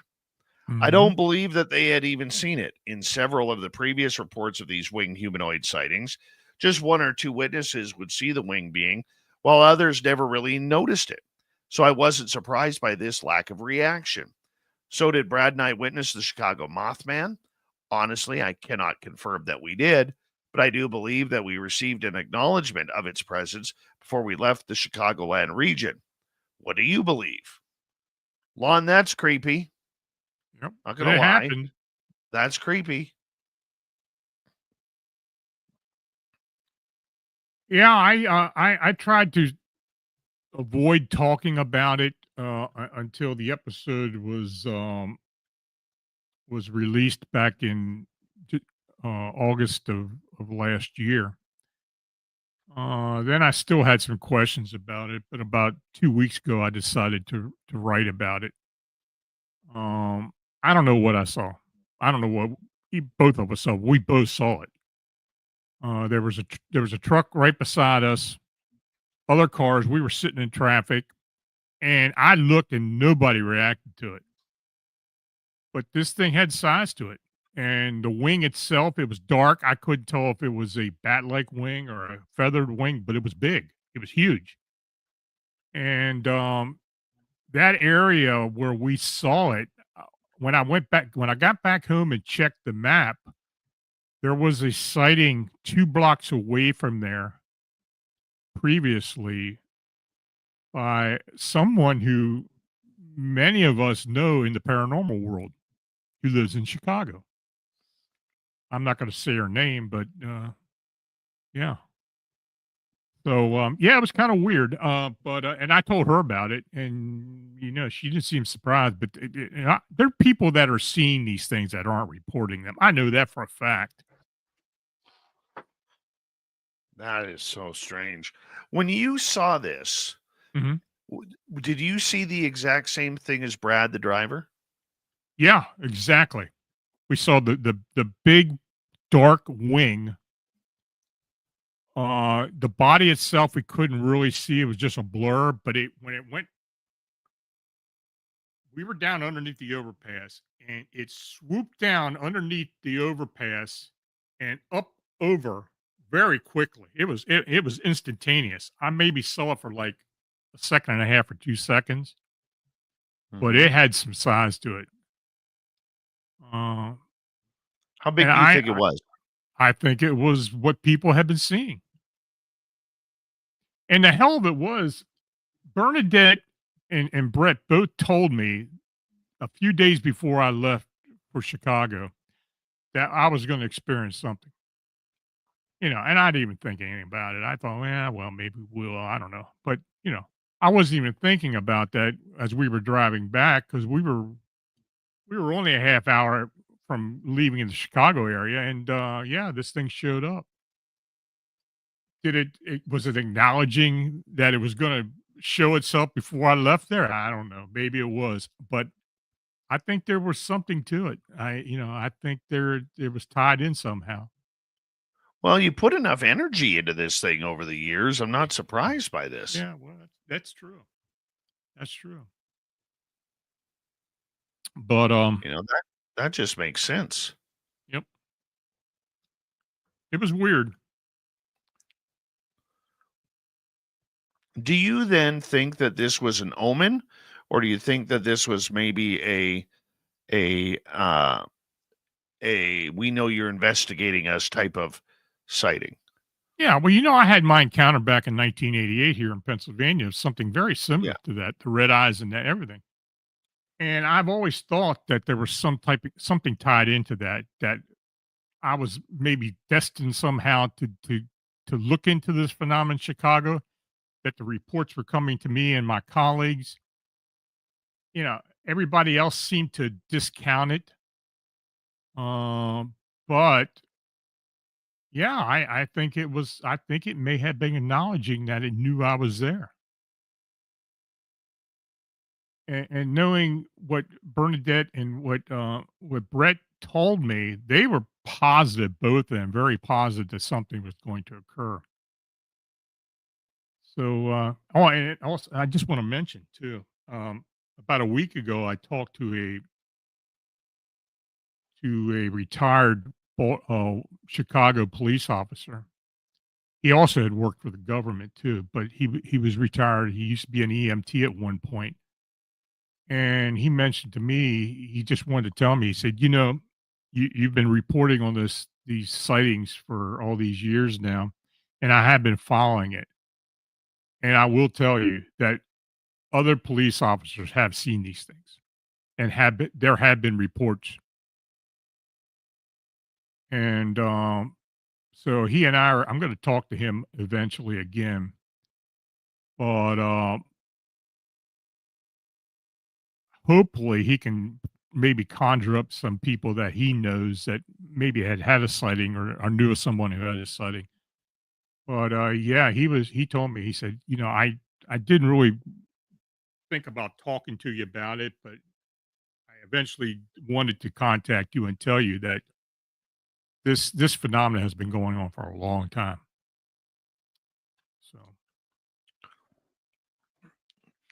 Do you feel that it was almost inevitable that this was going to happen? uh, I know that's an easy question to I didn't ask. really think about it like that. I didn't even have any inclination that I may have another encounter with something similar to this there or anywhere else. But the fact that it did happen, I think there may be a connection there somehow.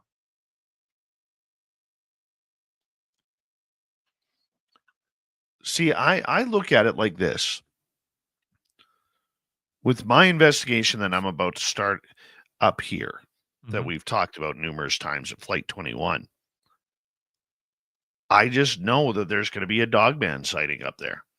I don't know when, I don't know where. I know where it's going to happen, or the vicinity. And I think that combined with what the phenomena gives you,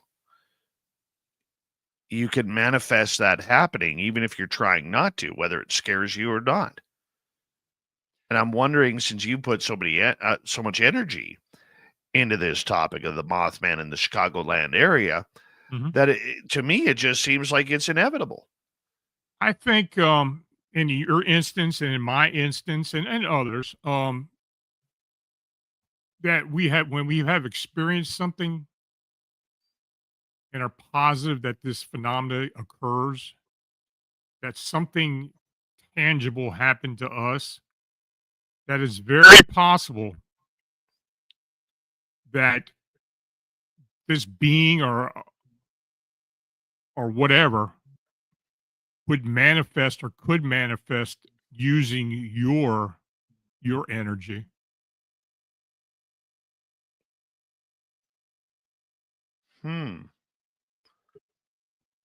Very interesting, Lon. So we got about 5.5 minutes to go before we have to say goodnight to you. Mhm. Has it come back?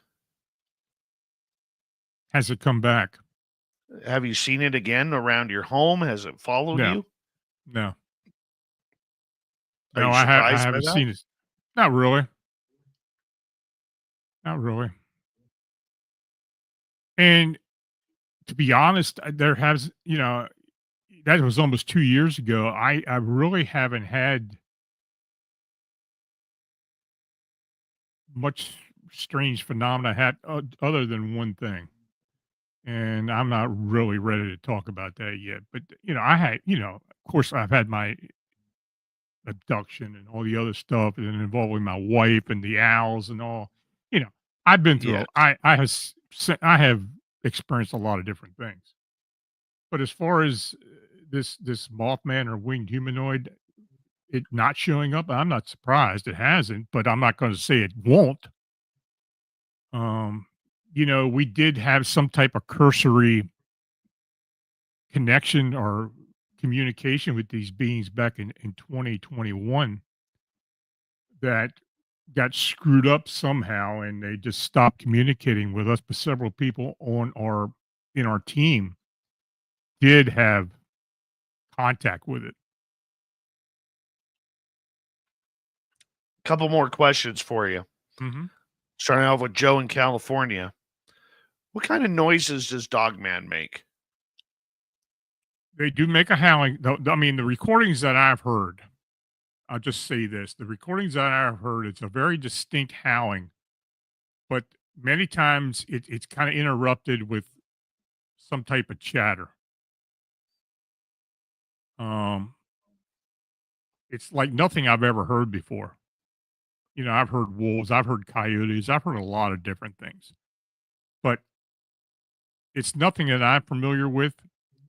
And I've heard the recordings at 3 different locations from what I think are 3 different beings, and I think that's what it is.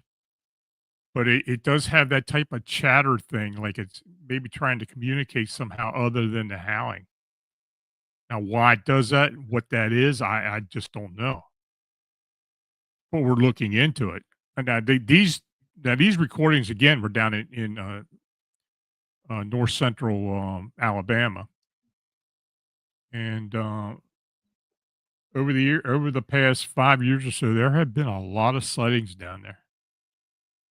A lot of sightings. Let's go to Leecham. Know anything about the mountain giants? Hairy, taller than Bigfoot on average, built like a basketball player, said to have 6 toes, sometimes tusks like a boar.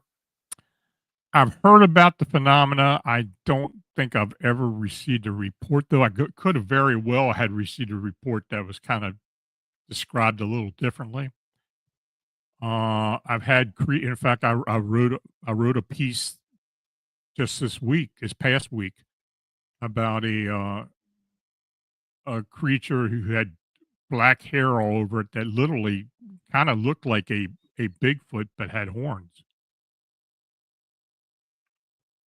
2 minutes to go. Mhm.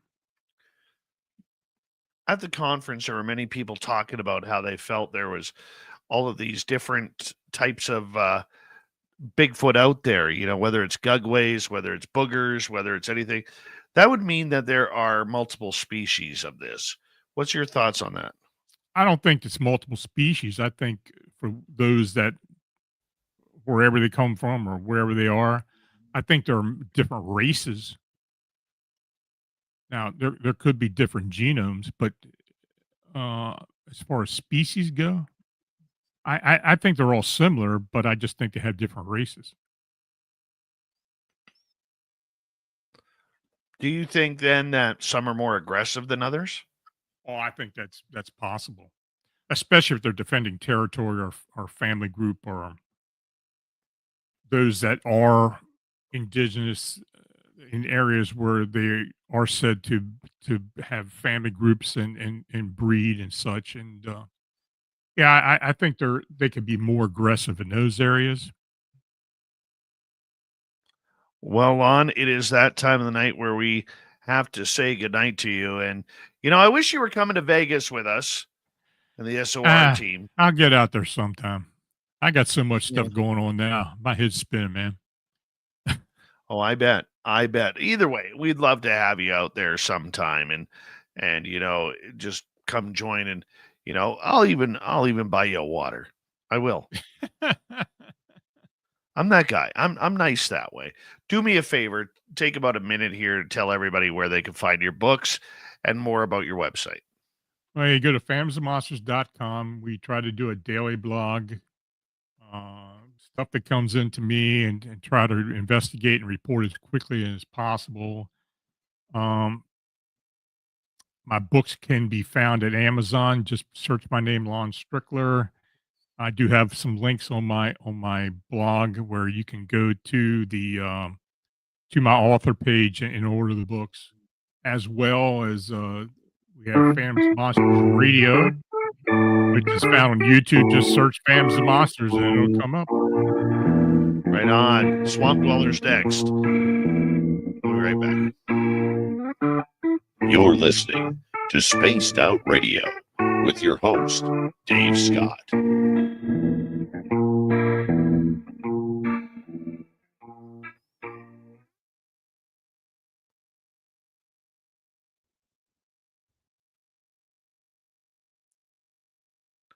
You are the best, my friend. I'm glad you feel like that. Well, I Yeah, care. we've been doing this now over 2 years, haven't we? I know. I look forward to it every month, my man. I do. Yeah, I like doing it as well. I know. That's why we love having you here. Love having some Lon Strickler time. Well, anyway, anything comes up, let me know, and I will, brother. I'll see you next month. All right, my friend. You take care. Okay, you too. Bye-bye. Bye. Lon Strickler, everybody. Josh Rutledge is here. We'll bring him in a little bit. I'll be right back.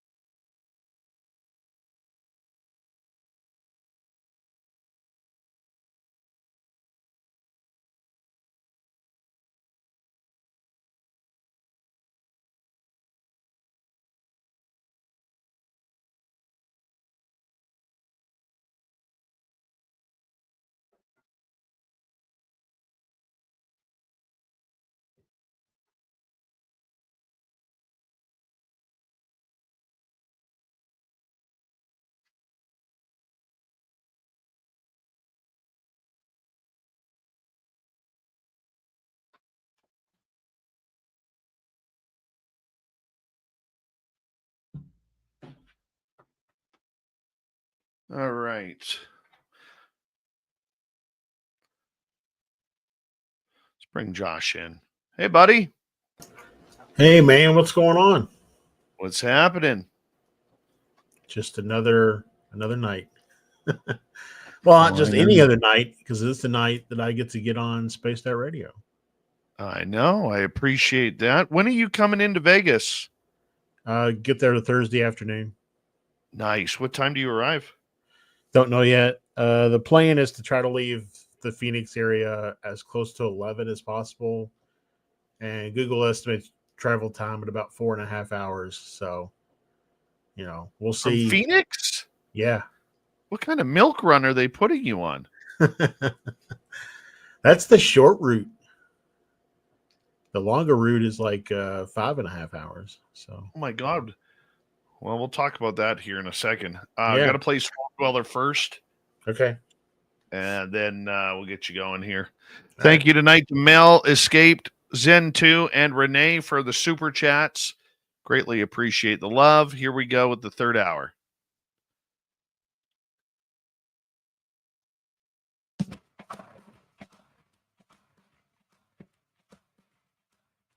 All right, here comes the third and final hour of Spaced Out Radio tonight. My name is Dave Scott. Thank you for joining us. We appreciate our listening on this beautiful planet we call Earth. Josh Rutledge and Swamp Dweller coming up momentarily, but first we want to say hello to everyone listening in on our terrestrial affiliates around North America, digitally on every major podcast network. Our website, spacedoutradio.com. We have a plethora of features for you.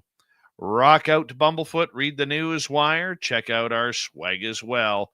Follow us on X at Spaced Out Radio, Instagram at Spaced Out Radio Show, and on Patreon in the Space Travelers Club. The Desert Clam has set the password for tonight in the SOR Space Travelers Club. Servicide. Servicide is your password. Use it wisely, Space Travelers, as the Clam sets the password each and every night right here on Spaced Out Radio. Let's head to the swamp. Hello and welcome to Spaced Out Radio's Swamp. I'm Swamp Dweller, and tonight I'm going to take you on a mystic journey of the unknown, sharing tales of monsters, legends, and nightmares. Welcome to the Spaced Out Radio Swamp. Hi, Swamp Dweller. Thanks for sharing my story. This probably isn't the most dramatic story, but it was certainly very strange when it happened. So I used to live in a small town with an upscale downtown area. My sister at the time worked as a journalist at a local paper, and so found out some interesting historical events. One event is that the entire family that was nearby where we lived had drowned in a nearby pond, located in the center of an orange grove, because of some sort of freak accident.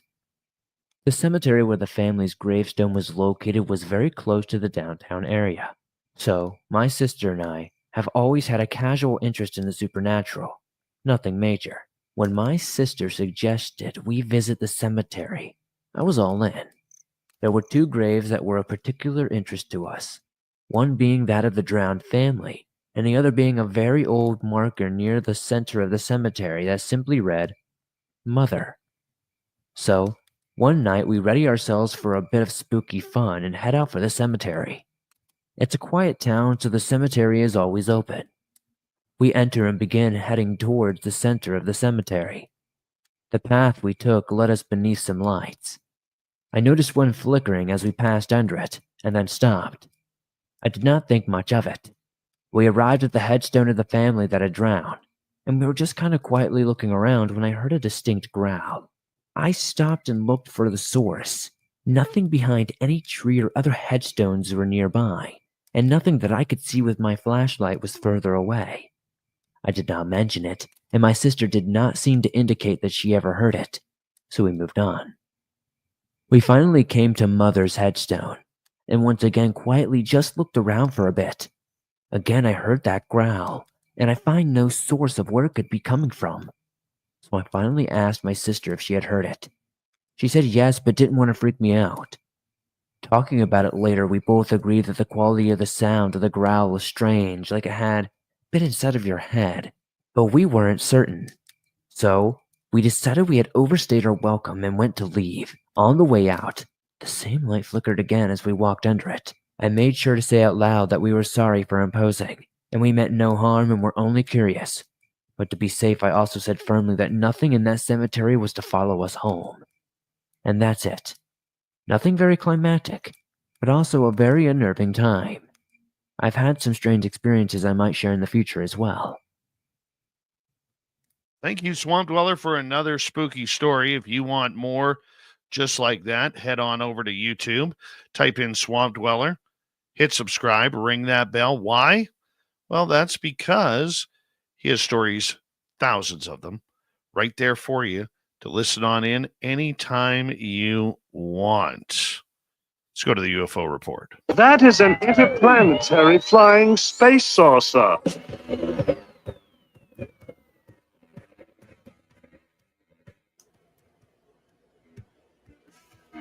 You have made me very angry. Very angry indeed.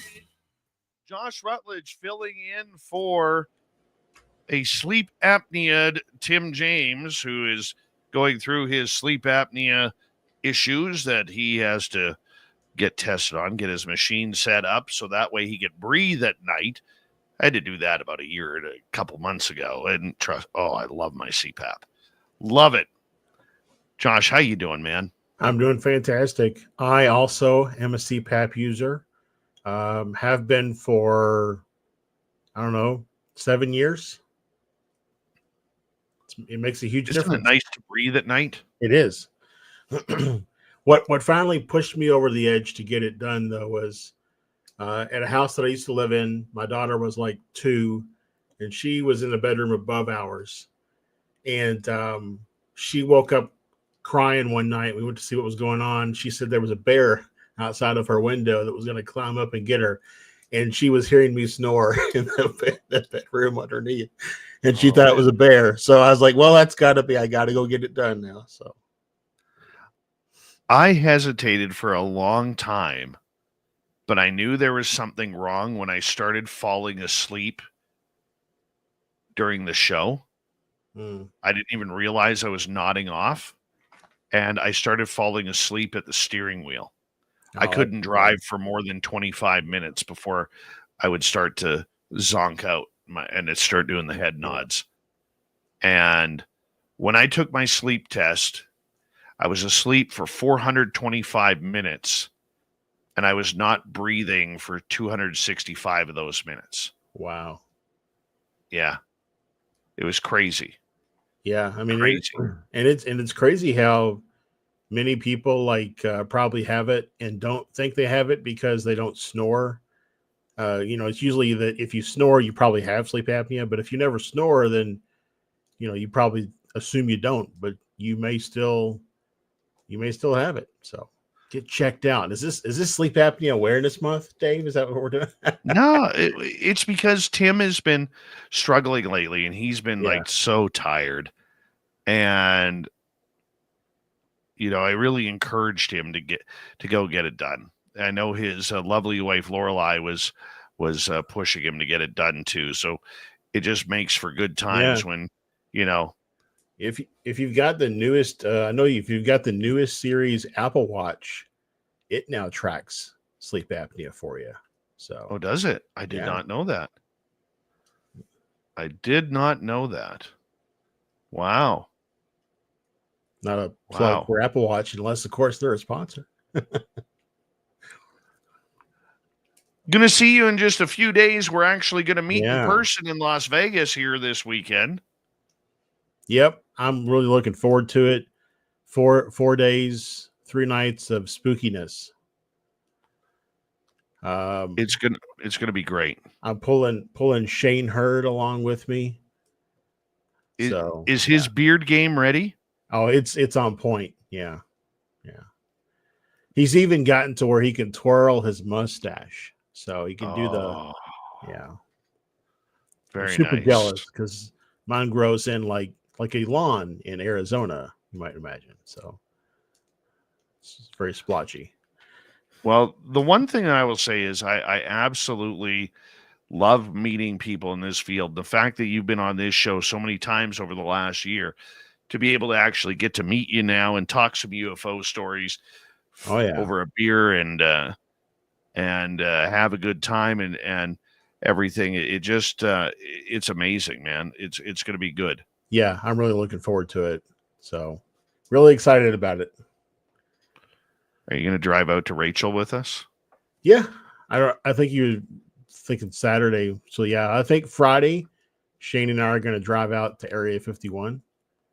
Yeah, Go that's what we're doing Saturday. going to both gates and then plan on doing a conscious contact at the black mailbox near Area 51. I've been there. So I may adjust my day, and we do it on Saturday if you guys are going to go out. Maybe Yeah, let's do it Saturday because there's a bunch of us planning on going Saturday. Yeah, let's do that. Yeah, there's 2 mailboxes. You know that. Well, they get extra mail, is what it is.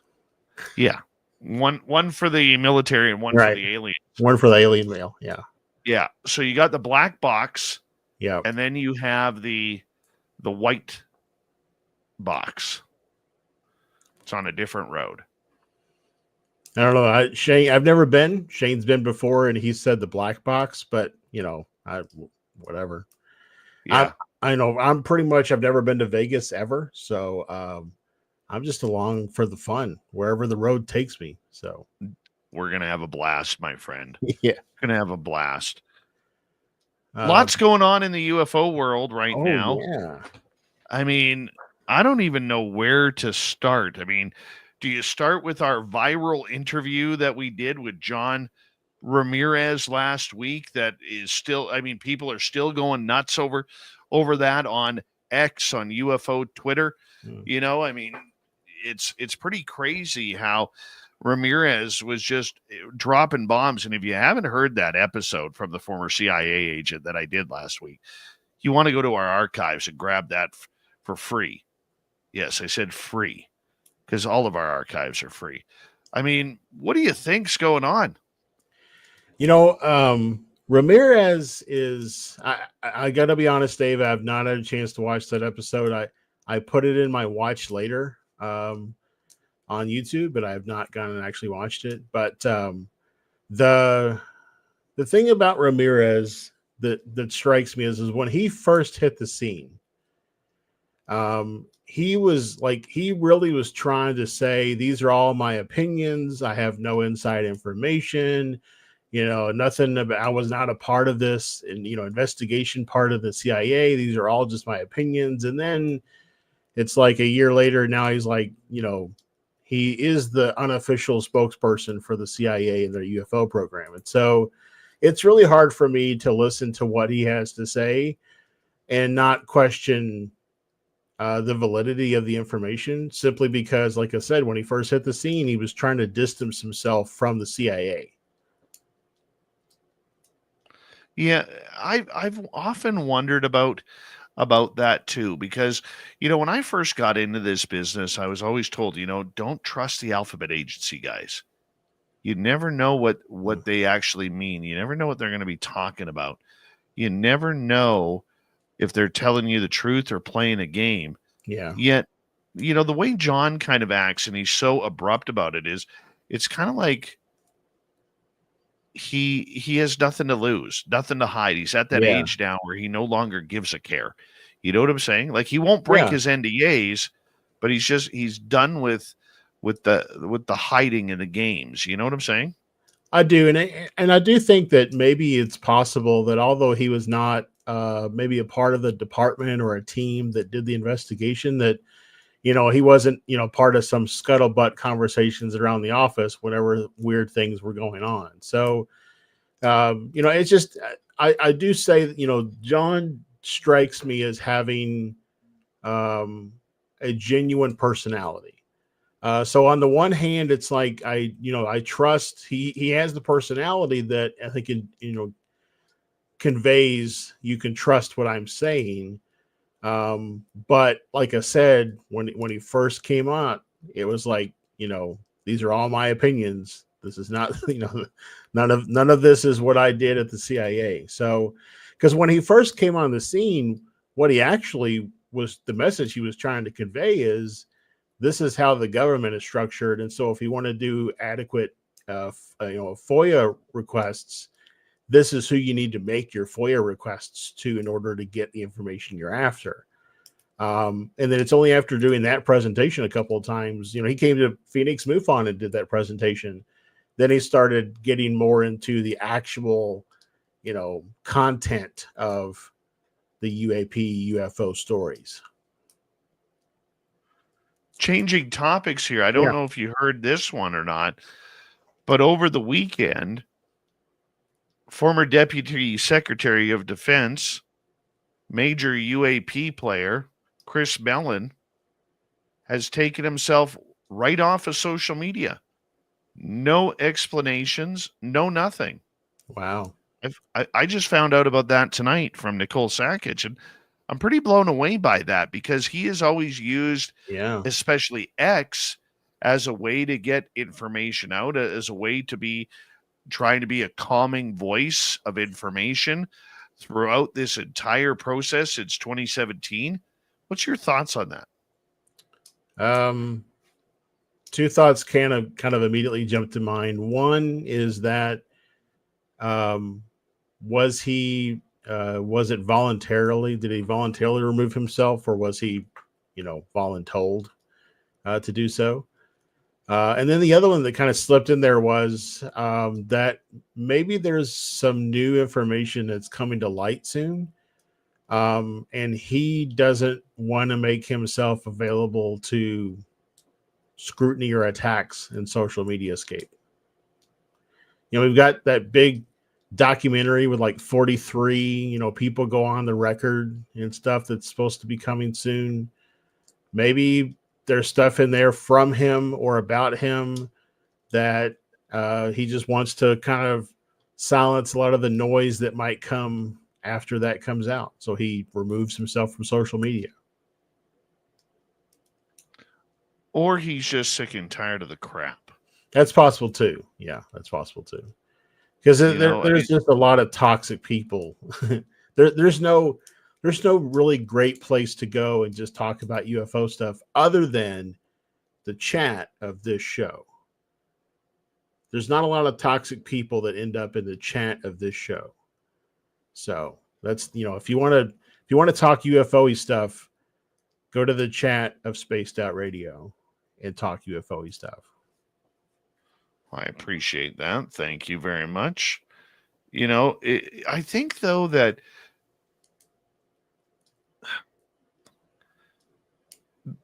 they're trying to separate the wheat from the chaff in the UFO community. And they're doing a lot more cutting than they are, exploiting of the avenues that they could take. They being those of the power plays, who have the inside information. Do you think that maybe it's all part of the plan right now, Josh, to cut down on the social media? I mean, this harkens back to when Lou Elizondo wrote that article way long ago on Medium that ufology must die. And others have followed suit with saying they don't want anything to do with ufology. Yeah, I mean, I do think that there seems to be a push towards really kind of illegitimizing anything that gets posted on social media that isn't represented somewhere else first. So, like, Lou wrote his book, and then there were some posts on social media about his book. The documentary got announced with all the folks, and then there was some posts on social media about it. So it's almost like it has to come out via a more legitimate source first, a News Nation article or coverage or a documentary or a book. And then social media is then viewed as a way to spread the word about that official, release of information versus using social media as the avenue for releasing that information. Do you think then that what we're seeing right now is kind of unprecedented, the way they are really pushing this new agenda of trying to limit who they will speak to? I think so. I think I really, there's been a really strong swing, if you will, towards um, credible witnesses, credible whistleblowers, credible spokespeople.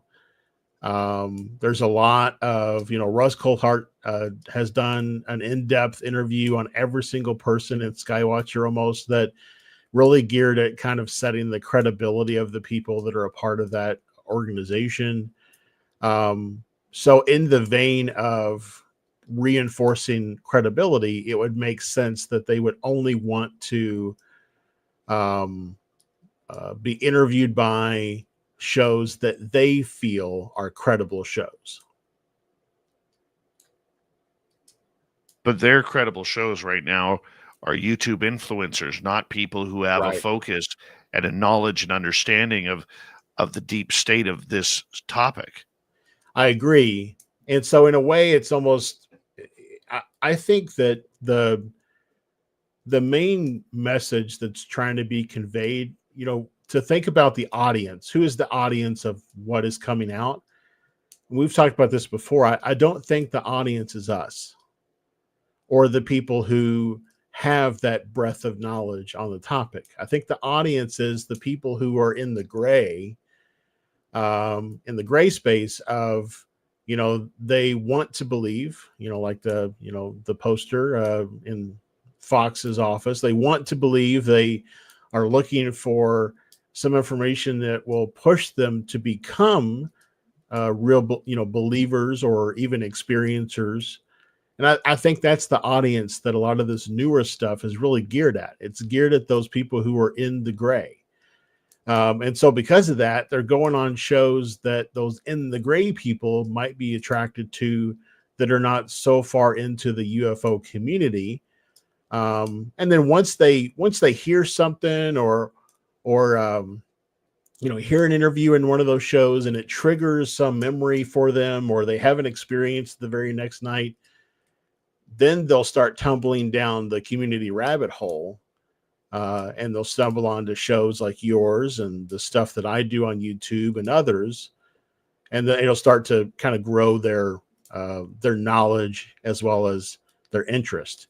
But yeah, I mean, I really think that what is coming out right now is geared towards either quote unquote non-believers or those people that are in the gray. They're on the fence. They've heard stuff. They've maybe seen an orb and they can't quite explain what it is, but they're still on the fence. That's what it's geared towards. Well, I find it very interesting that is going on. As we got about a minute to go here before we have to go to break. Josh Rutledge filling in for Tim James on the UFO report tonight. There's so much going on with Skywatcher, with everything. Skywatcher has come out. They're trying to rename everything. Yeah. Again, trying to move away from the kind of community accepted terms and terminology.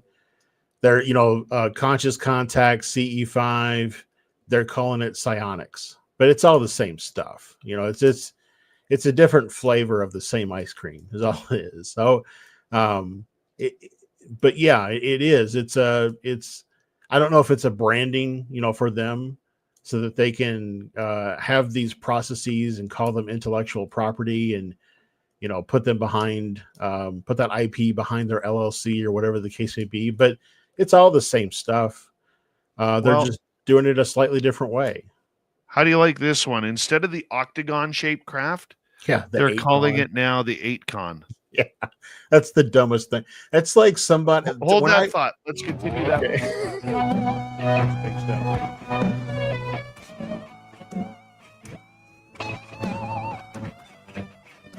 This is Spaced Out Radio. Your host, Dave Scott.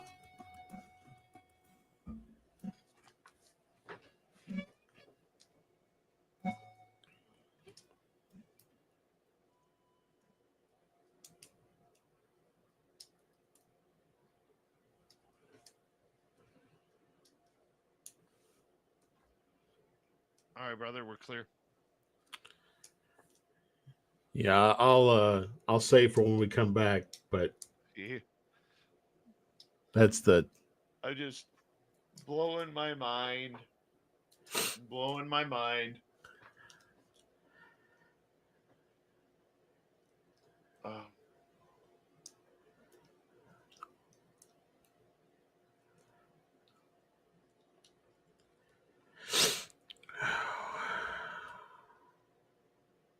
Mike Bothwell, how you doing?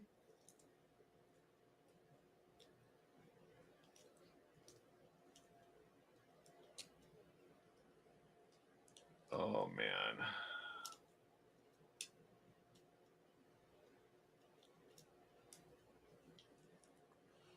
catching up on comments. I am so tired right now, dude. So tired. What do you?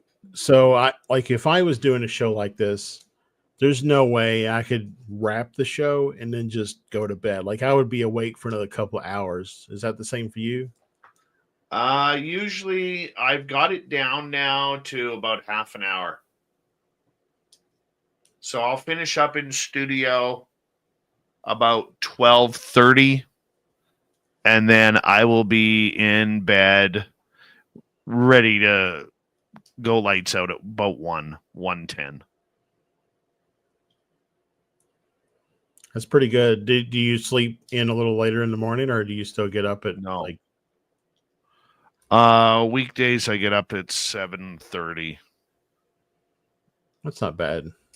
Yeah. 6 Ross hours. Lambda, how you doing? Tim Mothman and his goatee, two separate entities. We'll see you in a few days, buddy.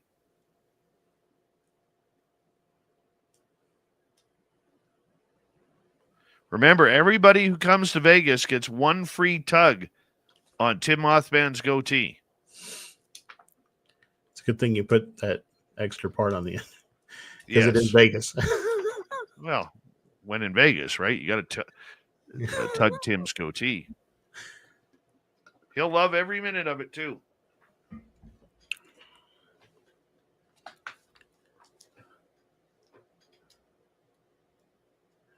I just started working on the Couch to 5K app, Oh, yeah?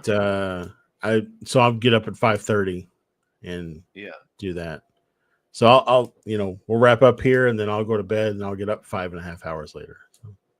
Yeah, I don't do 5. The only time I do before 7 o'clock is hunting or fishing, traveling, or hockey practice. That's it.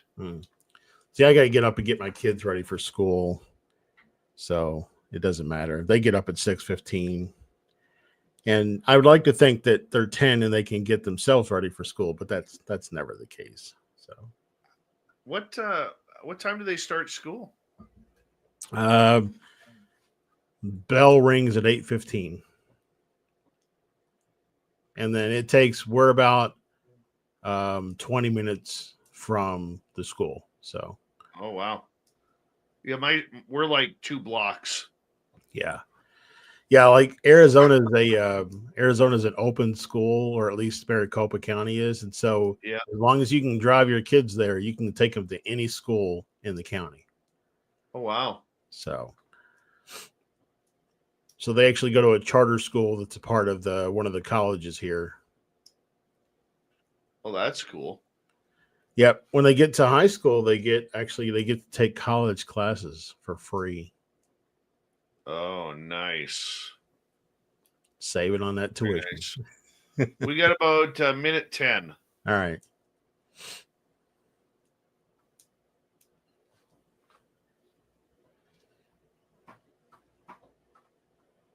Do.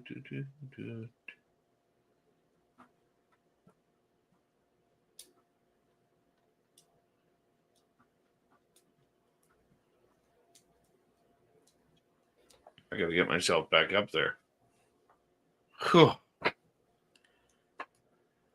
Thank you, Mel. Thank you, Escape. Thank you, Zen2. And Renee for the super chats tonight. Greatly appreciate the love and support. And Don't forget to shop at our Spaced Out Radio store. We do not have ugly swag, people. No ugly swag.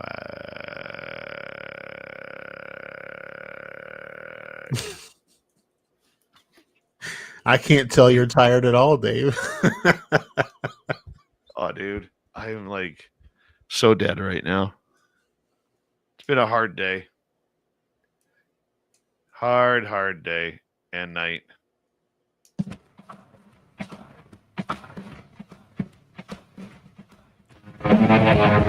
All right, final half hour of Spaced Out Radio tonight. A show that's flying on by.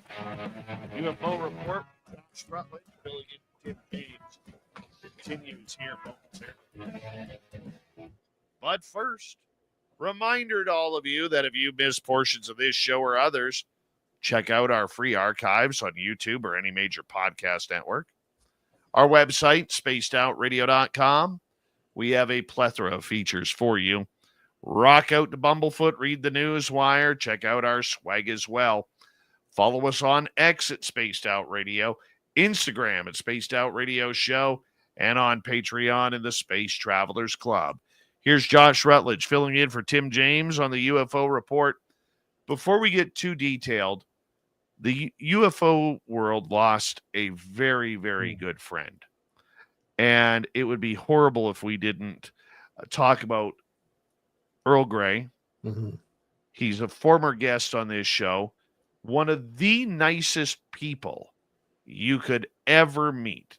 Never had a bad thing to say about anybody. Always looking for the positives in life.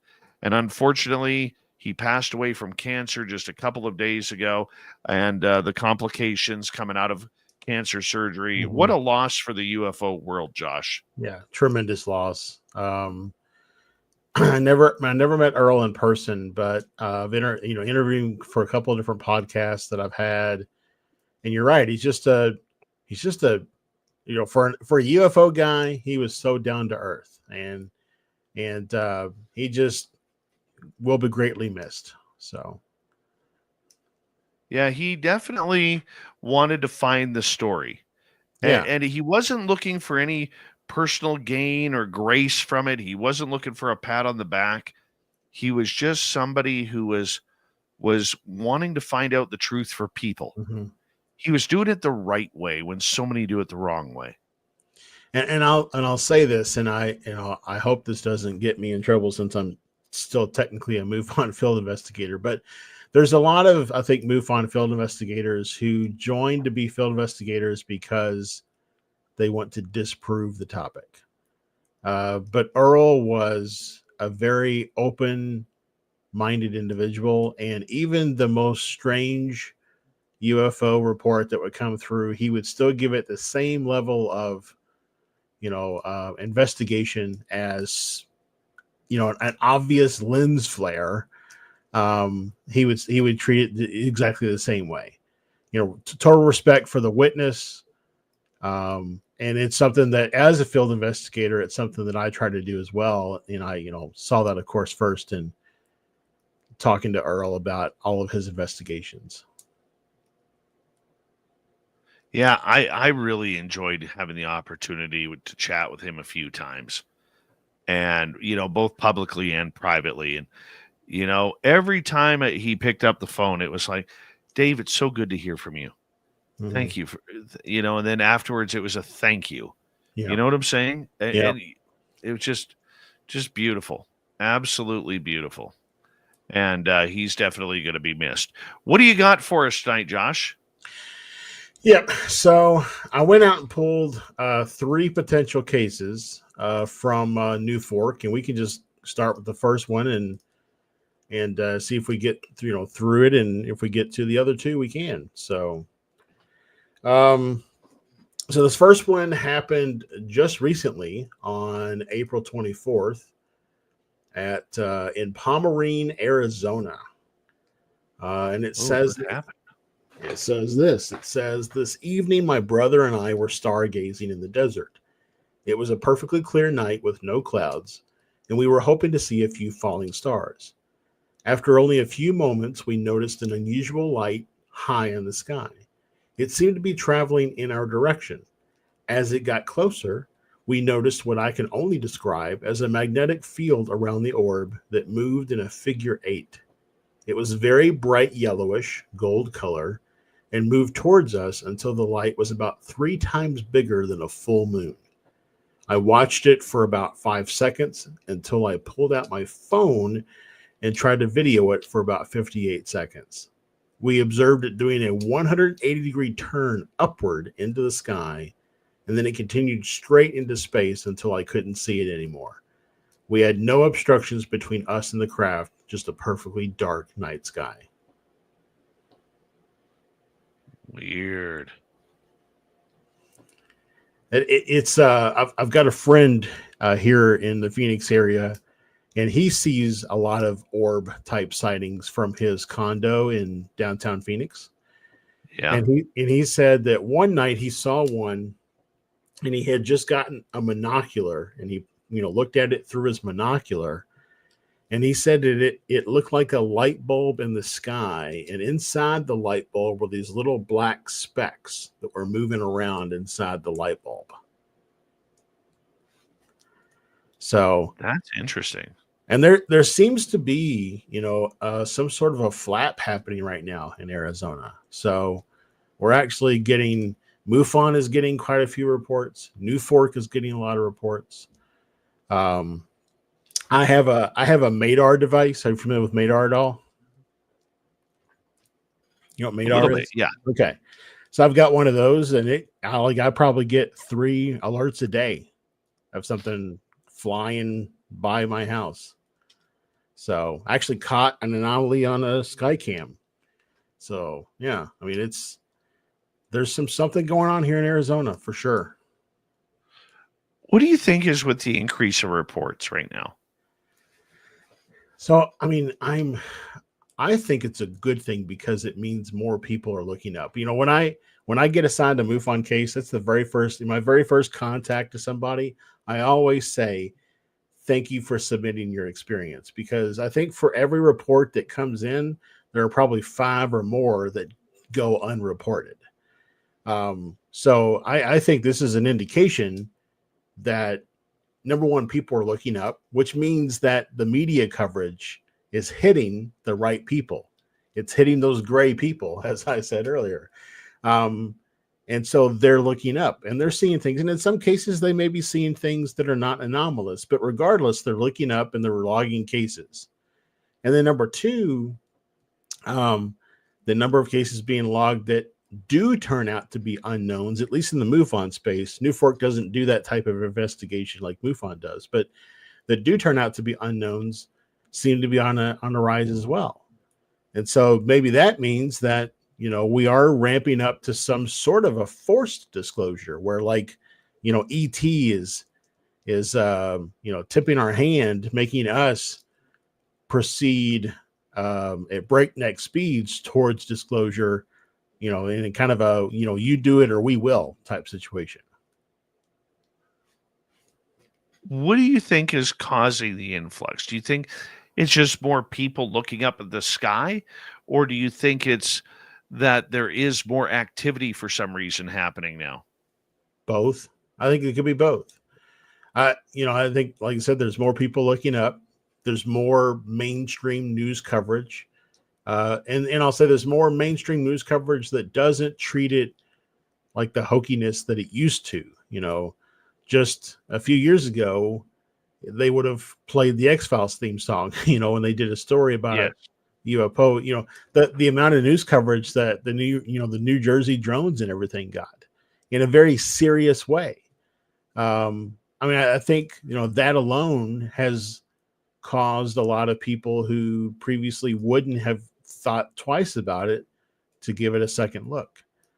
And then it just does seem like there's increased activity just in general in the reports that I've seen that are, that don't have an easily explainable reason.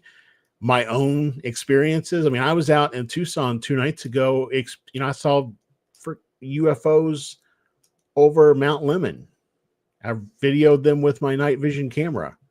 So, I mean, there is something going on. there's an increase in activity.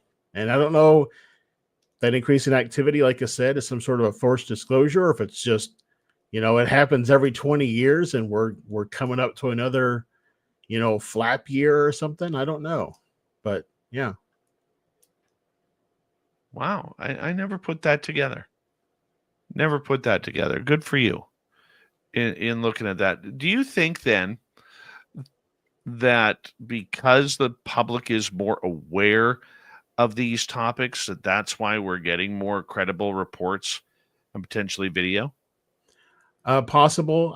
I think it's also a matter of, you think about the credible witness, right? People always like to say, even when you're investigating for MUFON, they say, look for the credible witness being somebody who's in a technical field or engineer, military, police, etc. Those are all considered credible witnesses. And so maybe the number of whistleblowers and even just retired military personnel and police personnel that are coming forward and going on the record is, kind of paving the way for more of those types of individuals to come forward. And the more credible witnesses there are, those are the types of folks that make, the nightly news coverage and News Nation coverage and Fox News coverage, et cetera, et cetera. So I think just, again, the number of quote unquote credible witnesses willing to come forward and talk about things, even if they happened 30 years ago and they were posted at some base in the middle of nowhere, it's still, because it's coming from a quote unquote credible witness, it carries a little more weight, unfortunately, than, Joe Schmo who sees craft landing in his backyard. But if that's what it takes in order to get those people who were on the fence to commit to realizing that there's something going on, then I think that's okay. What other stories do you have for us? Yep. So I've got one in Canada. I don't know where this is. Greater Sudbury, Ontario. Yeah, that would be North Central Ontario. Okay. This happened on April 12th at approximately 9:15 p.m. local time. And it says, I was in my home and I let my dog out. When I was letting her back in, I saw an orange orb decently far away from me, flashing in and out, so I got interested and kept watching.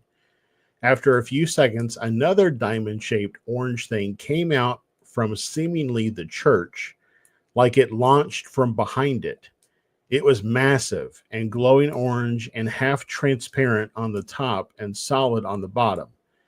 Its bottom part was like a gray disc, and the rest of it was glowing off of it, like the disc was a light, which was what it was doing. It was shining a light down on some of the apartment buildings. The light wasn't moving. It was just still looking straight down. After a second, it turned the light off and flew higher, which it then looked like the other orb. After it looked like it turned into an orb, it started flashing in and out like the other one, and then it simply flew away in the same direction. And this one actually has these pictures that the guy drew. I don't know if it's a guy, the person. And one of them is like, it's very, kind of diamond shaped. And then there's like a circle, something in the middle of it. And then he's got like the disc underneath. And then the other one is just, a circle with, it's all filled in like an orb. So, I was just talking to somebody the other night about how it's really hard for us to look at things in the sky and see them in 3 dimensionals if there's not something else in the sky to help us, figure it out. So when you see a light that to you in the sky looks like it's going up, up, up, in all actuality, it could be coming, closer to you from far away. But because it's a 3-dimensional space, unless there's clouds in the sky or something, we tend to not think about it that way. So him seeing it coming from behind the church could actually have just been that it was coming from far away and it appeared like it was coming up from the horizon instead of from far away. But yeah, I mean, it's still a very interesting experience. And it matches with, again, a lot of the stuff that I'm hearing about here in the Arizona area. A lot of orange orbs, white orbs, just a lot of orbs in general. And I think it's somebody posited that maybe those are some sort of a UAP drone. And so they're investigating things using drones as opposed to always, devoting the resources needed to send a physical craft with beings in it and the whole kit and caboodle. Maybe they have budgetary constraints. I don't know. Maybe, I mean, you gotta see if the aliens have them, financial issues that we have down here. I mean, You maybe know, they were invested heavily in the stock market. I don't know. just remember, the contract always goes to the lowest bidder. That's right. Wonder if they have that issue up in Zeta Reticuli. We got 5 different companies vying for the new, sport model The new sport UFO model. disc. Do they- Ock came in with 57 million whatever. Crognuts or something. Yeah. Yeah, Crognuts. Let's call him Crognuts. Right? But Jermaine over there says he can do it for 37 million Crognuts. Yeah. Go Jermaine. Yeah. And then, they probably get royalties off of all these documentaries that we do when we feature their ships. So, Oh, I never thought about that. Never thought about that. You got one more for us. I got one more. All right. So this is in Grand Rapids, Michigan. Also this month on April 9th at 11:56 local time. And it says, I was sitting at my office desk right next to a window, finishing up work. My dog started aggressively barking. I tried to stop the barking as it was late, but he wouldn't. All of a sudden, an insanely bright white/pink light flooded into my backyard. It was astounding, and I decided to take a closer look. I then went outside and looked for the source of the light. I looked up and saw an inconsistent, constantly shape-changing black patch, about 7 to 10 feet wide. I would have originally thought it was a helicopter with a spotlight. However, it wasn't making any noise, and it was eerily quiet. After about 10 seconds of examining the black patch, it zoomed off, heading east.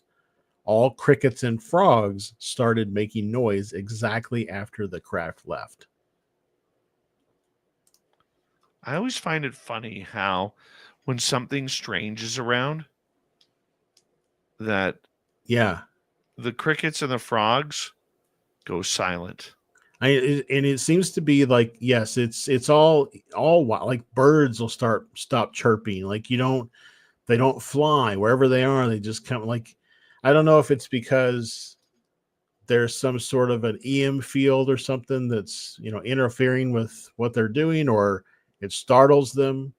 A lot of other animals don't have that prefrontal cortex like humans have, where we can override our fight or flight mechanism. And maybe for them, they immediately go into their fight or flight mechanism. And for us, we're like, ooh, there's a pink light in my backyard. Let me walk outside and see what it is. I can see that, my man. I can see that. I mean, what are people seeing today? Like, what kind of craft is, because orb seems to be the popular soup du jour. Yeah.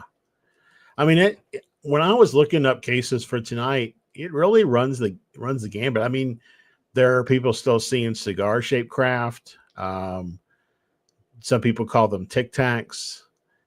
There was a case that just came. I mean, it happened, I think, a year ago or September of last year, up near in California above LA, where a pilot, like a little football-sized black thing, flew by their wing. So I mean, it's Ben Hansen, I think, has been covering that on News Nation a couple of times. I mean, it seems to be really all over the place. I think because obviously our eyes are really good at distinguishing things at night, especially if it's in the sky. we tend to get more of the orb type sightings reported. But I think if you happen to be looking at the right time or at the right moment during the daytime, you're, likely to see things like, the jellyfish sighting, or, the disc, or the tic tac, or whatever like I was out with my kids flying a kite on Easter, and I'm pretty sure I saw a jellyfish UFO move against the wind.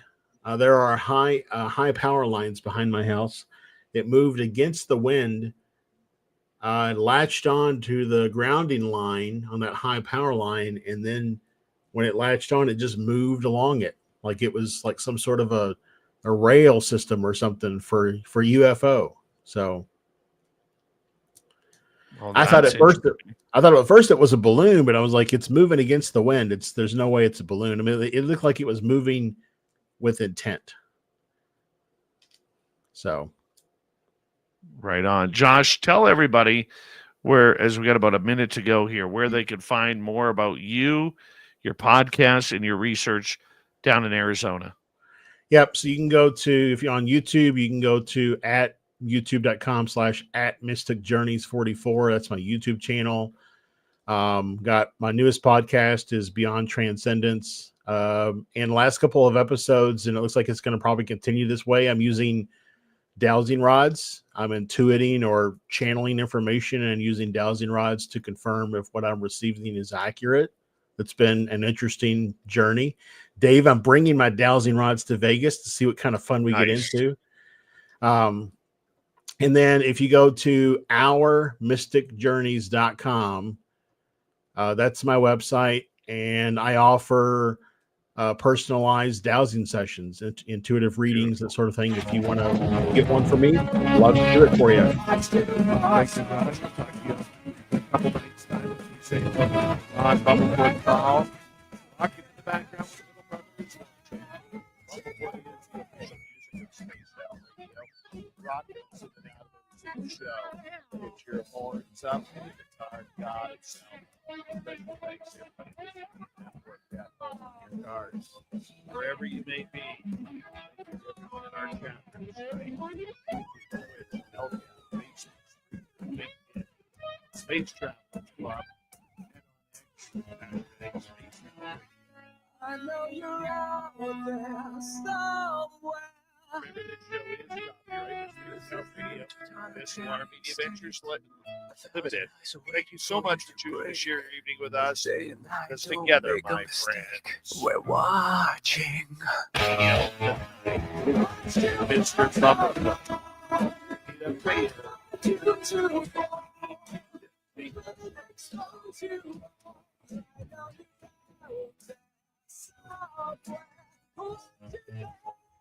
Yes, the Blue Train has knocked for the night. Soon, my friend, we shall ride again. You're always available. Your tickets never expire. And if you want to bring a friend, reach out to me too.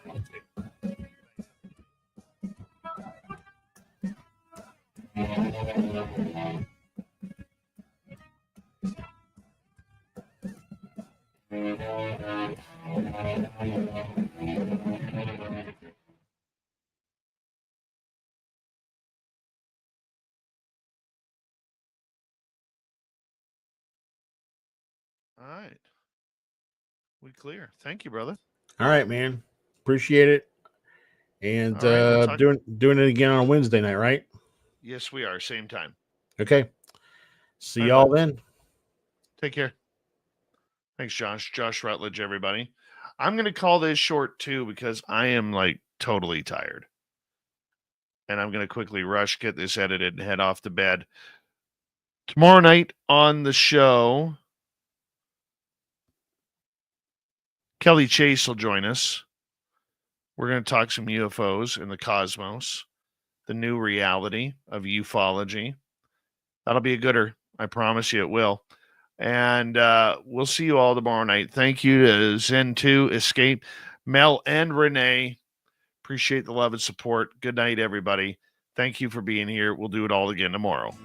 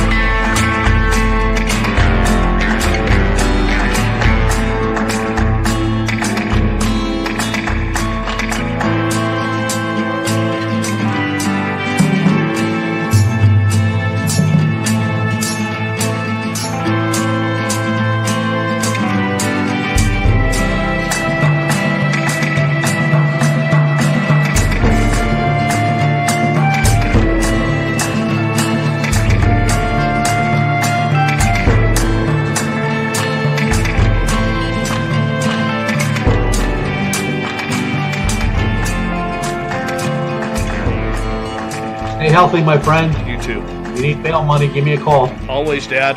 Take care. You too.